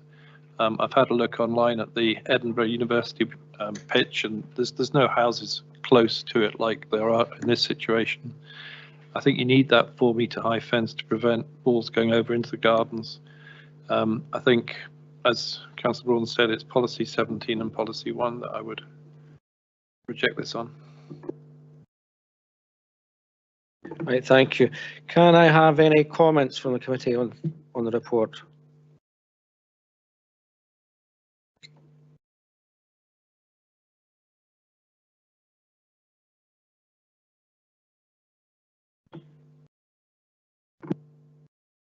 Councillor Waters. I find this really hard, this one, because I know the hockey pitch and the hockey club do a lot of work with women and young girls dealing with mental health and stuff like that, and it is a huge asset to the community, and listening to the concerns and the need for the trustees to maintain the pitch up to, given the costs of replacing it is fully understandable, and I understand exactly where they're coming from. At the same time, it is a really nice little stretch of grass and trees that run up the side of that, and it is a very difficult decision. There's competing priorities from different people, and it's not that one's less than the other. In situations like this, it would be great if there was a solution that kind of help both, and I know I mentioned artificial grass, but that does have major problems with dogs when heating up in hot summer's day, and also other environmental issues over plastic and stuff like that. But if there was something in there that could be done, but unfortunately what we've got to do is we've got to decide the application that's before us. So and I'm still not sure what I'm going to do, to be honest with you. But I think I think it is a real challenging situation to deal with, and I'm going to leave it there. Thank you. Thank you. Can I ask Councillor Illingworth, do you want to sum up? No, I'm quite happy. I think it's important that this council supports sports organisations in any way we can. So, thank you. Councillor Leishman, you want to make a comment? Can you make it very brief? Certainly, I will do. As you're well aware, convener, sport is massively important to me. In fact, that's how I make my living when I'm not representing Perth City North. So yes, I'm all for getting behind sports facilities. It's something that means a lot to me, and it's something that I would ideally like to see in our ward, but not the sacrifice of safety for participants, but also for spectators. And I think that's worth bearing in mind in this instance. Thank you. Councillor Braun. No, I'm fine as I am. Thanks very much. I've said it. Thank you. I'll now hand over to the clerk to call the roll call. Thanks, convener. The motion is by Councillor Illingworth, seconded by Bailey Williamson, to approve the application in accordance with the report of handling of the Head of Planning and Development. The amendment is by Councillor Braun, seconded by Councillor Cuthbert, which is to refuse the application on the basis that the proposal is non-compliant with LDP 2 2019, specifically policies, background policies, policy 1A placemaking, and the provisions of residential policy 17. I'll pass over to my colleague Danny Williamson to take the roll call vote. Yes, thank you, Jeff. Just a tiny little bit of housekeeping, members, just before we begin the roll call. Councillor Reid did join us at the start of the meeting. He actually left the meeting quite some time ago now, but I don't think we'd sort of made that sort of publicly, don't think that sort of come up in the meantime. So just for anyone that's sort of anyone watching public that's been with us all day, in case you wonder why I've not counted Councillor Reid in the roll call, it's because he's no longer part of the meeting. So just in terms of standing orders, I'll be taking a roll call vote. If you let me know when I call your name, where you'll be voting for the motion, which is proposed by Councillor Illingworth, or the amendment proposed by Councillor Braun. So, Councillor Anderson. Motion. Councillor Braun. Amendment. Councillor Cuthbert. Amendment. Councillor Illingworth. Motion. Councillor James. Motion. Councillor Leishman. Amendment. Councillor Massey. Motion. Bailey McLaren. Amendment. Councillor Stewart. Motion. Councillor Waters. Motion. And Bailey Williamson. Motion.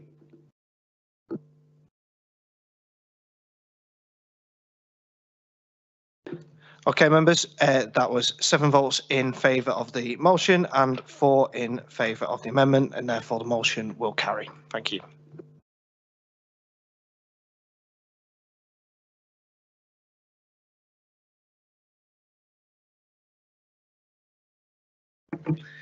Sorry, I'll say that again. That means that the application is granted, subject to the conditions contained in the report of handling. Right. Move swiftly on. This is an application for alterations to the L shop, 9 the Cross, Dunkeld. And to introduce the report is Miss Breen.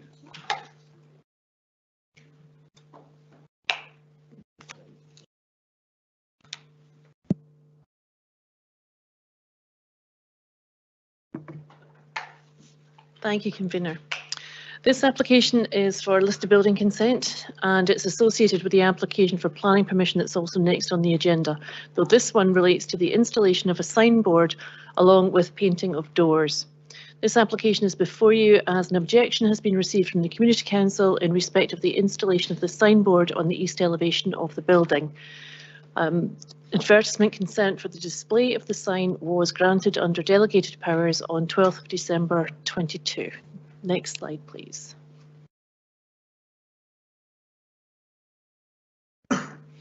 The aerial photo shows the site is located within the central area of Dunkeld to the west of Bridge Street and on the route to Dunkeld Cathedral.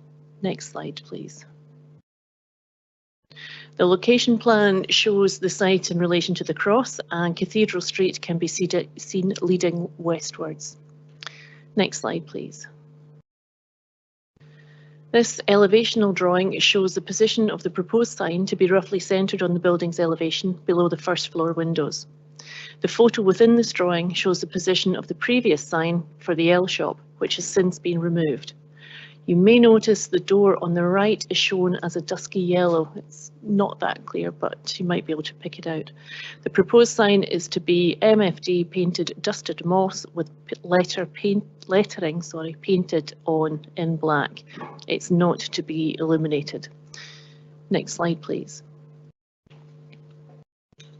This photo of the east elevation of the building shows a pair of storm doors at the left and a single door on the right, which are currently painted light yellow, different to the previous photo. These are the doors that are proposed to be painted black. The proposed signboard is to be located below the central first floor window. The painted facade, window surrounds and coins are to remain unchanged, and the rainwater goods are to remain black. And that concludes the presentation. I'll leave you with the location plan on the next slide. Thank you. Thank you, Ms. Breen. Are there any questions for officers?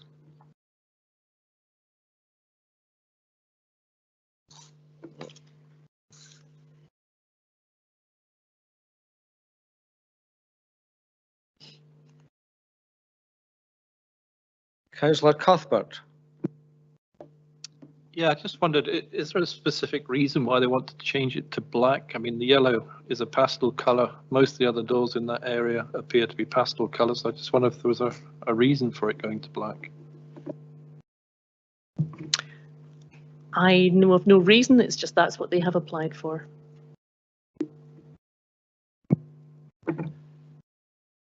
Councillor Leishman. Thank you, convener. Yes, it's a question for the officers, really. Do you have any idea how long it took Mr. Rennie, your colleague, to prepare this report?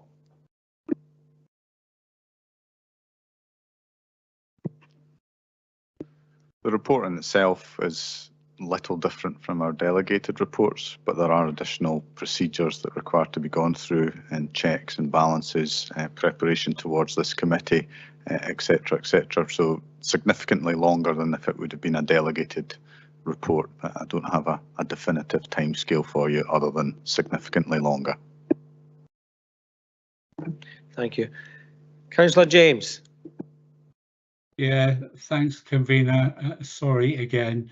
And I'm sorry this comes to the committee. This is in my ward. Can I ask officers, is there a list of acceptable colours to be used in the conservation area, please? And did this really need to come to committee? Thank you. In terms of Perth and Kinross Council acceptable colours, no. But I understand that the National Trust have colours that they prefer. However, they are the property owner and could control that if they so wished. They've been notified of the application as owners and have made no comment adverse to it, but they do make some comment saying that they have colours. Thank you for that, Mr. Smith. Councillor Braun. It's to put a motion forward, actually. The motion to accept the paper. I think whilst it is a change of colour, I appreciate that, but any visitor to Dunkeld walking along probably won't care less what colour the doors are. They're there. That's it. So I'm happy to move the paper as is. Can we just agree this paper as is then? Right, thank you very much. It's granted subject to the conditions and the report of handling. Right, we swiftly move on, and this is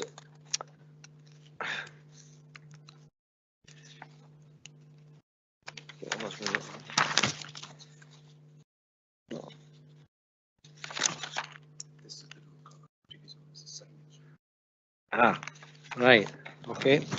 No, so we'll go back to the signage then. Right, sorry, I do apologise for this. This is that was a door colour that we were deciding there. So now we have to do the alterations to the L shop at 9 Cross, Dunkeld, and to introduce the report again is Miss Breen. Brian.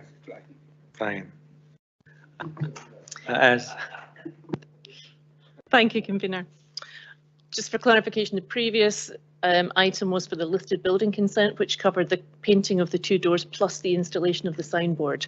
This is an application for planning permission purely for the painting of two doors.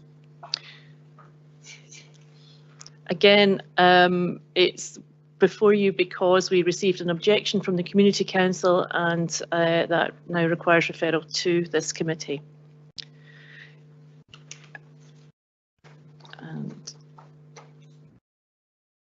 So the site is still located in the same location. Can I ask, does the committee feel they need the presentation? No. Prove it. Yeah. Okay. Thank you. Bye.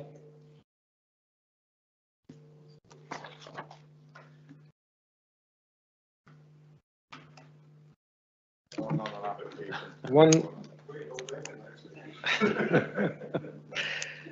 Right, I'm actually going to start reading out the numbers because I got totally confused there. 5627. You've been given duff information. I've been given duff information. There we go. So I'm glad I didn't keep on reading them. Planning officers for you. Right. 527. Erection of a garage building, 8 Milton Park, Kelty Bridge, Kelty. And to introduce the report is Miss Bryan.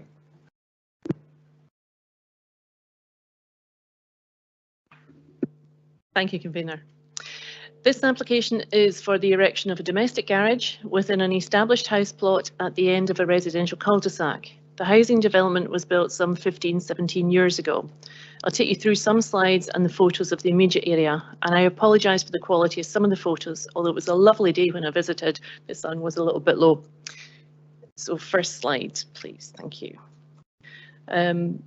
As I said, the application is located at the western extent of a cul-de-sac of some 19 houses. The site is located to the east of the M90 and the west of Main Street, which then leads southwards to Kelty Bridge and Kelty beyond.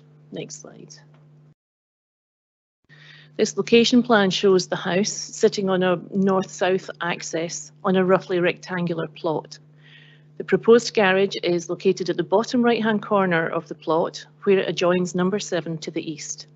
You may notice a turning head located just to the northeast of number 7. Next slide, please. And this photo is taken just from before the turning head, which is visible just at the left of the photo. The application house is the left-hand one of the two facing us in the centre of the photo. Next slide, please. This photo is taken from just outside the plot, with the applicant's house on the right, number 8, and number 7 on the left of the shot. The proposed garage would be located roughly central in the photo, but the site is obscured by planting within the garden of number 7. The next photo is taken from just outside the front door of the applicant property. So standing in front of the applicant house and looking southwards to the location for the garage. The neighbouring property, number 7, is to the left of the shot, with the applicant house on the right. The plot boundary does not run straight back at this point, and the high planting, which is in the centre of the photo, sits within the garden of number 7, with the proposed garage being located towards the right of centre, behind that lower planting mainly. You might just be able to make out the bins close to the centre of the photo. The front of the proposed garage would sit roughly at that location. Next slide, please. This photo gives a clearer view of the western elevation of number 7, with their hedging to the right of the shot. The front of the garage is to be roughly in line with the rear of the neighbouring house, which is set back behind the porch that's quite visible there. Next slide, please. This photo shows the end of the front elevation of the applicant house. The proposed garage is to extend forward from the junction between the single-storey and the two-storey element, roughly where the paving changes from pavers to slabs. The flat roof of the garage would sit very slightly higher than the eaves level of the existing single-storey part. Both it and the timber shed are to remain. Next slide, please. This photo is taken from in front of the shed that's to remain. As mentioned before, the front of the garage is to be roughly where the change in paving is and extends to the right, southwards, towards the property boundary. The fence forms the site boundary and the high hedging is in the ownership of the neighbouring property at number 7. As the garage is to be flat roofed with a height of some 3.2 metres, it would sit well below the current height of the hedge. Next slide, please. This photo is taken from the garage site looking northwards towards the detached garage within the plot at number 9. It shows the extent of hard standing in front of the applicant house, which will remain after the development. Next slide, please.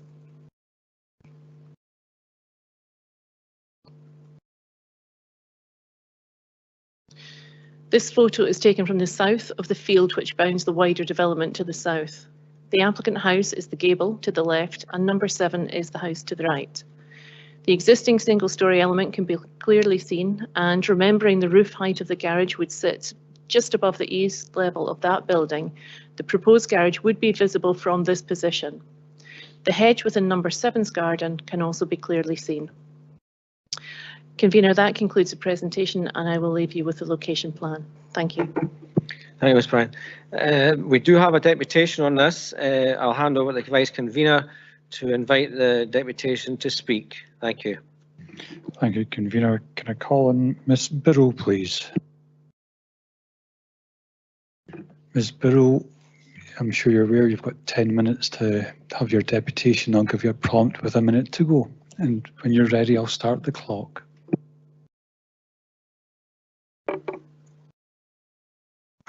Good afternoon.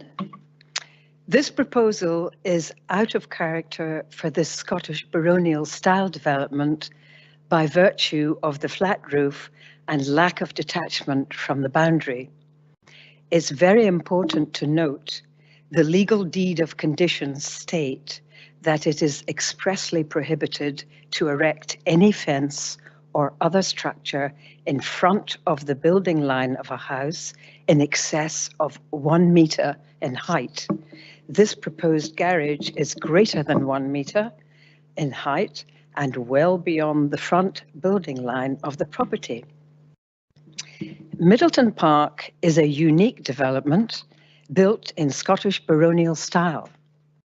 When this development was originally conceived, a great deal of work went into the planning and design before it was approved by the planning department of PKC. Does this now mean that all this work has been cast aside to allow this flat-roofed construction? With reference to the handling report, there are inaccuracies. All 19 houses and garages, number 8 did have a garage, which has been built on, by the way, have steep slate roofs. This proposal is out of character with the development. Where approval given, houses 7, 9 and 10 will clearly view this overpowering, unsightly flat-roofed garage on a daily basis. There are 10 representations listed. Neighbours, direct neighbours, are disapproving of this proposal and wish to remain anonymous, sadly. We were alerted to the second planning application by neighbours while we were visiting our family in Australia this January. That is the reason for one of the representations. We were actually in our friend's home at the time we learned of this second application. All garages within the development of Middleton Park are built with a pitched slate roof. The proposed building with a flat roof is not in keeping and out of character with this development. There is already a garden room, a conservatory, a major 2-story extension which has been built over the existing, which was the existing garage, and various extra garden buildings already on the site at number 8. This new application is an irregular shaped footprint to accommodate the only vacant space of garden left. This build will be placed hard on our boundary. I suggest this overdevelopment will set an unwelcome precedent in the area. Spacious gardens are mentioned. There are none within the development. In conclusion, this planning application does not comply with the legal deed of conditions, and it is totally out of character for this development. I would suggest and urge you to disallow this application. Thank you.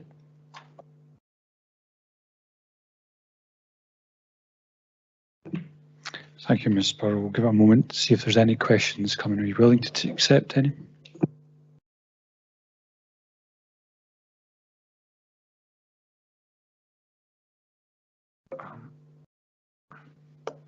Sorry, can I? Yep. Would you accept the building of a garage with a pitched roof?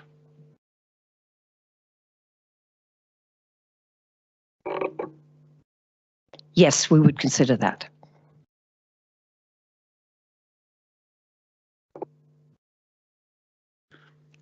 Councillor Braun. Thanks, Vice Convener. Thank you for your deputation. Can I just first of all just clarify? Can I just clarify first of all? Is this a garage or a carport? Because we keep talking about garage in the papers. I can see on the plan above it mentions carport, and the original plans in the online are a carport. So it's a carport, not a brick garage. Is that correct? This is a full garage with sliding doors, very strange sliding doors to allow access to a jacuzzi on one side and some other things coming in from the driveway on the main front of the house. It's a proper garage.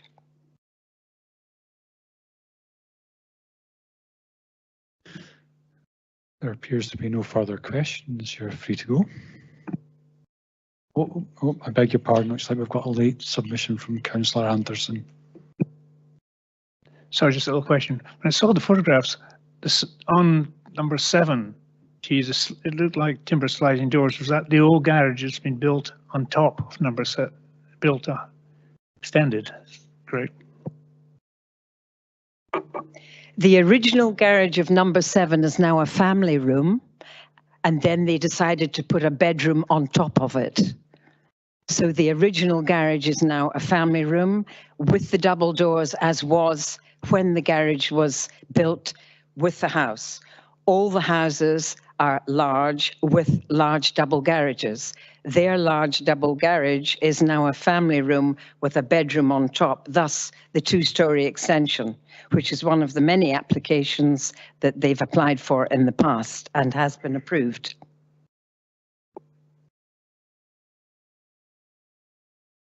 There appears to be no further questions. Thank you for your deputation. I'll hand you back to the convener. Thank you. Can I ask members if they have any questions for officers?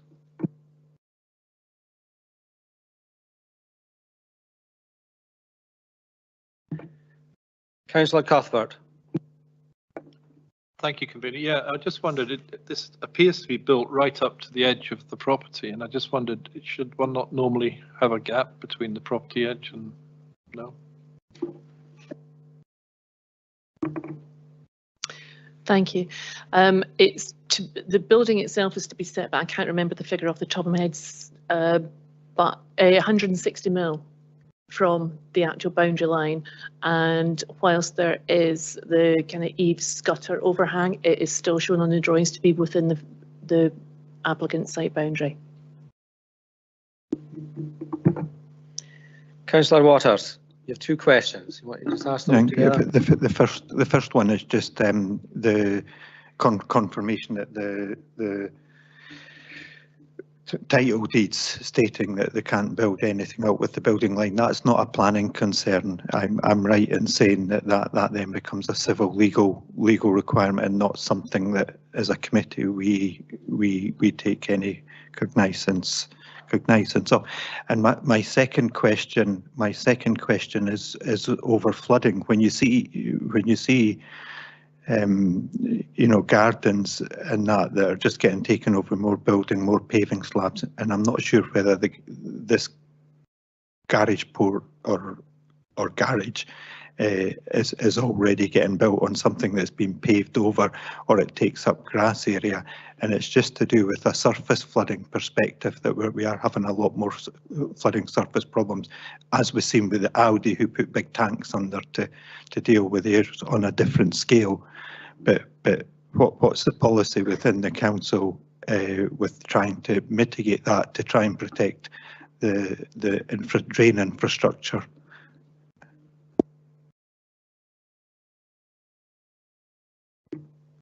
Thank you.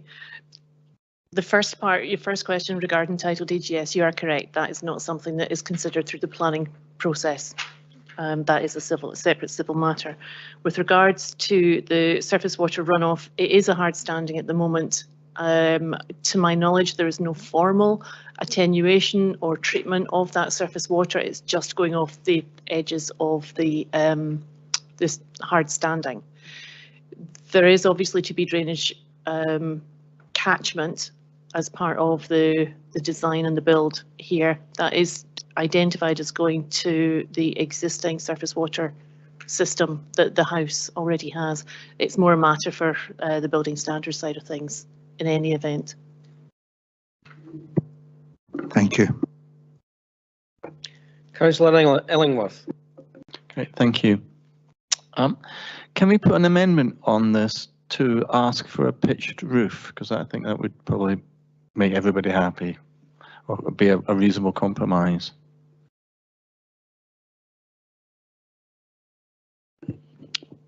The answer to that would be no. That would be a different proposal. So it would require an amendment to the application. The application would have to be re-notified and go through due process. So we have a proposal in front of us today that we as officers are perfectly happy with.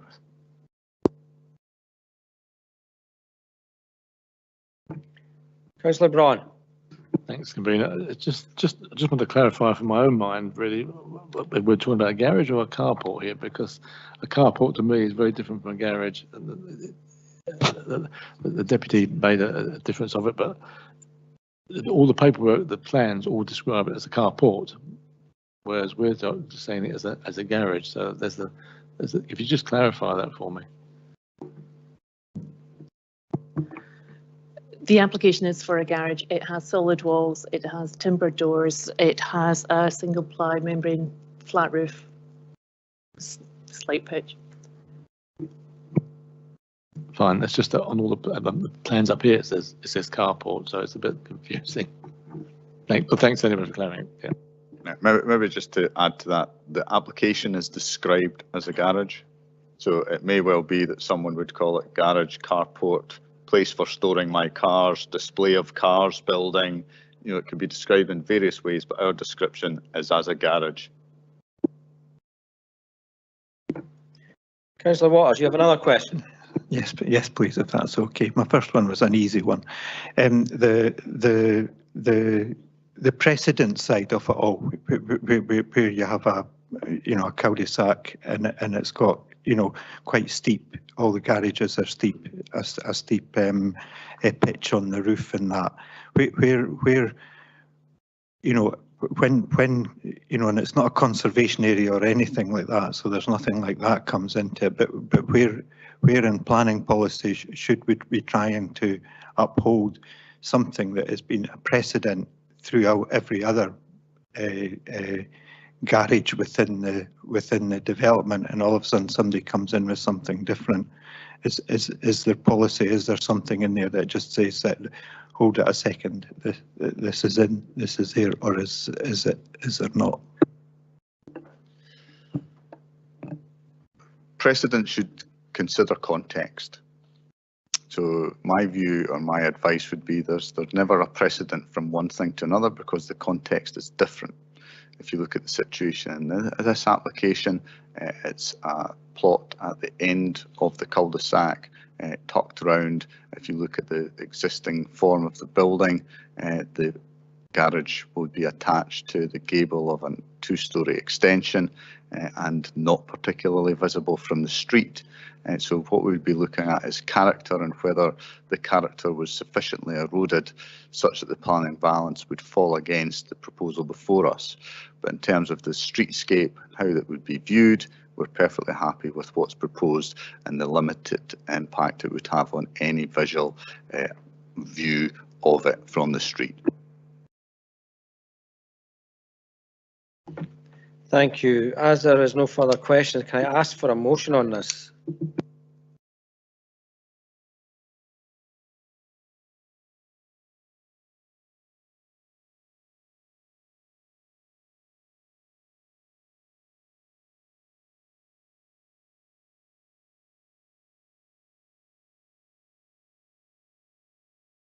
Councillor Anderson. I wish the motion to be to refuse the application. Straight.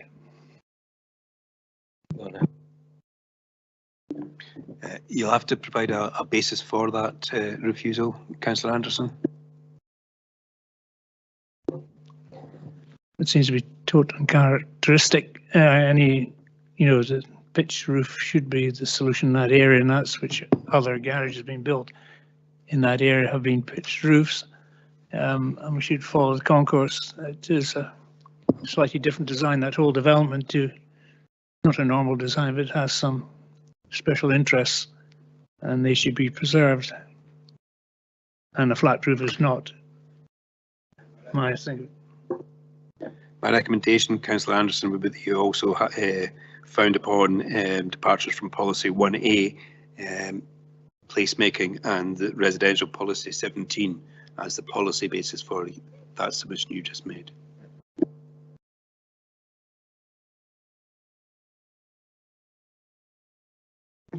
Do we have a seconder?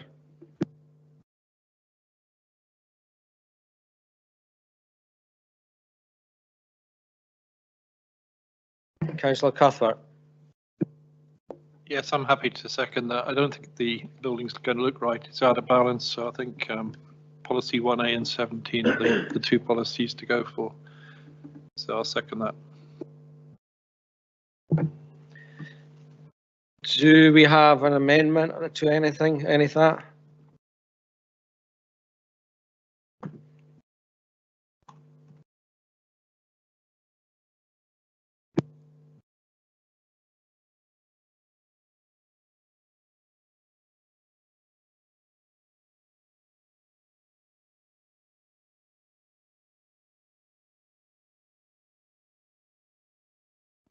Right, I'll put forward an amendment to that to approve the application as is in the paper.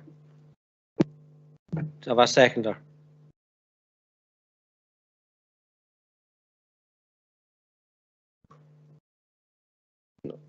Awesome.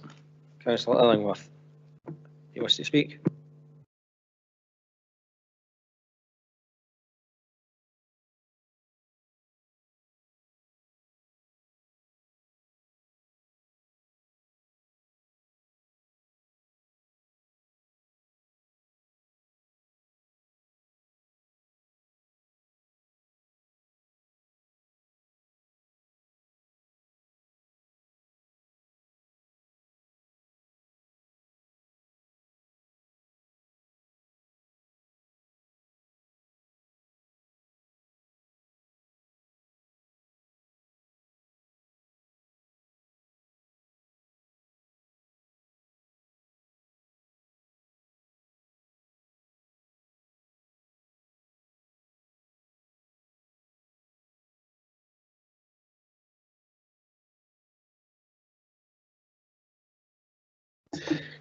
Are there any comments on what's went on so far?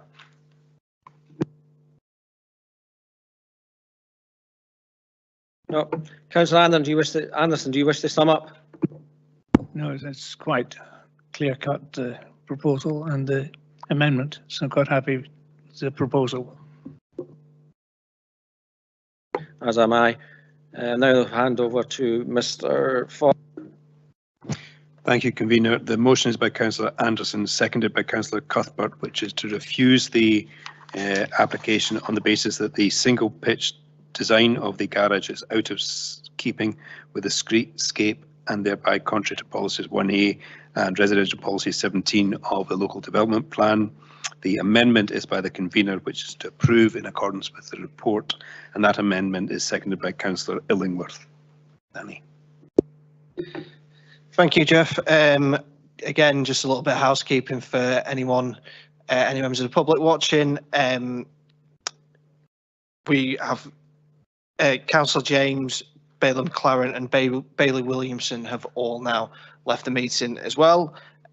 So we'll proceed to the roll call vote in line with the council standing orders. So when I call your name, you can let me know whether you'll be voting for the motion, which is proposed by Councillor Anderson, or the amendment as proposed by the convener. Councillor Anderson. Motion. Councillor Braun. Motion. Councillor Cuthbert. Motion. Councillor Illingworth. Amendment. Councillor Leishman. Amendment. Councillor Massey. Amendment. Councillor Stewart. Amendment.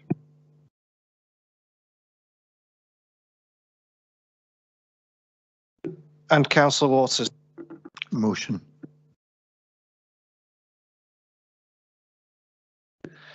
So members, we have 4 votes in favour of the motion and also 4 in favour of the amendment. In line with the council standing orders, in this case, I will go to the convener to confirm his casting vote, please. Amendment. So that's the amendment, therefore the amendment will carry. Thank you.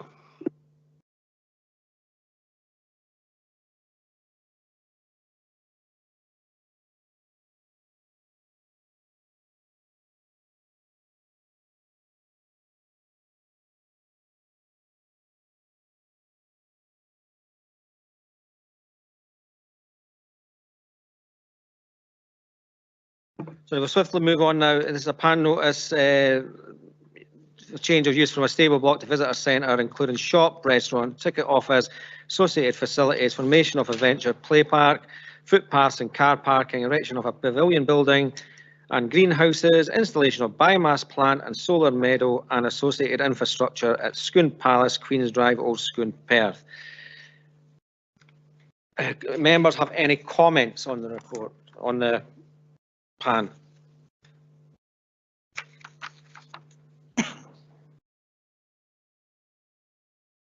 None at all. Right, thank you. Just before everyone goes, I want to say something. Following the many deputations today, can I remind members that it is appropriate that we treat all parties with respect and courtesy at all times. Our role should be confined to addressing the planning merits of the proposals. I will be putting that out to other members that are not present at the moment as well. Treat everybody with courtesy, please. There endeth the meeting.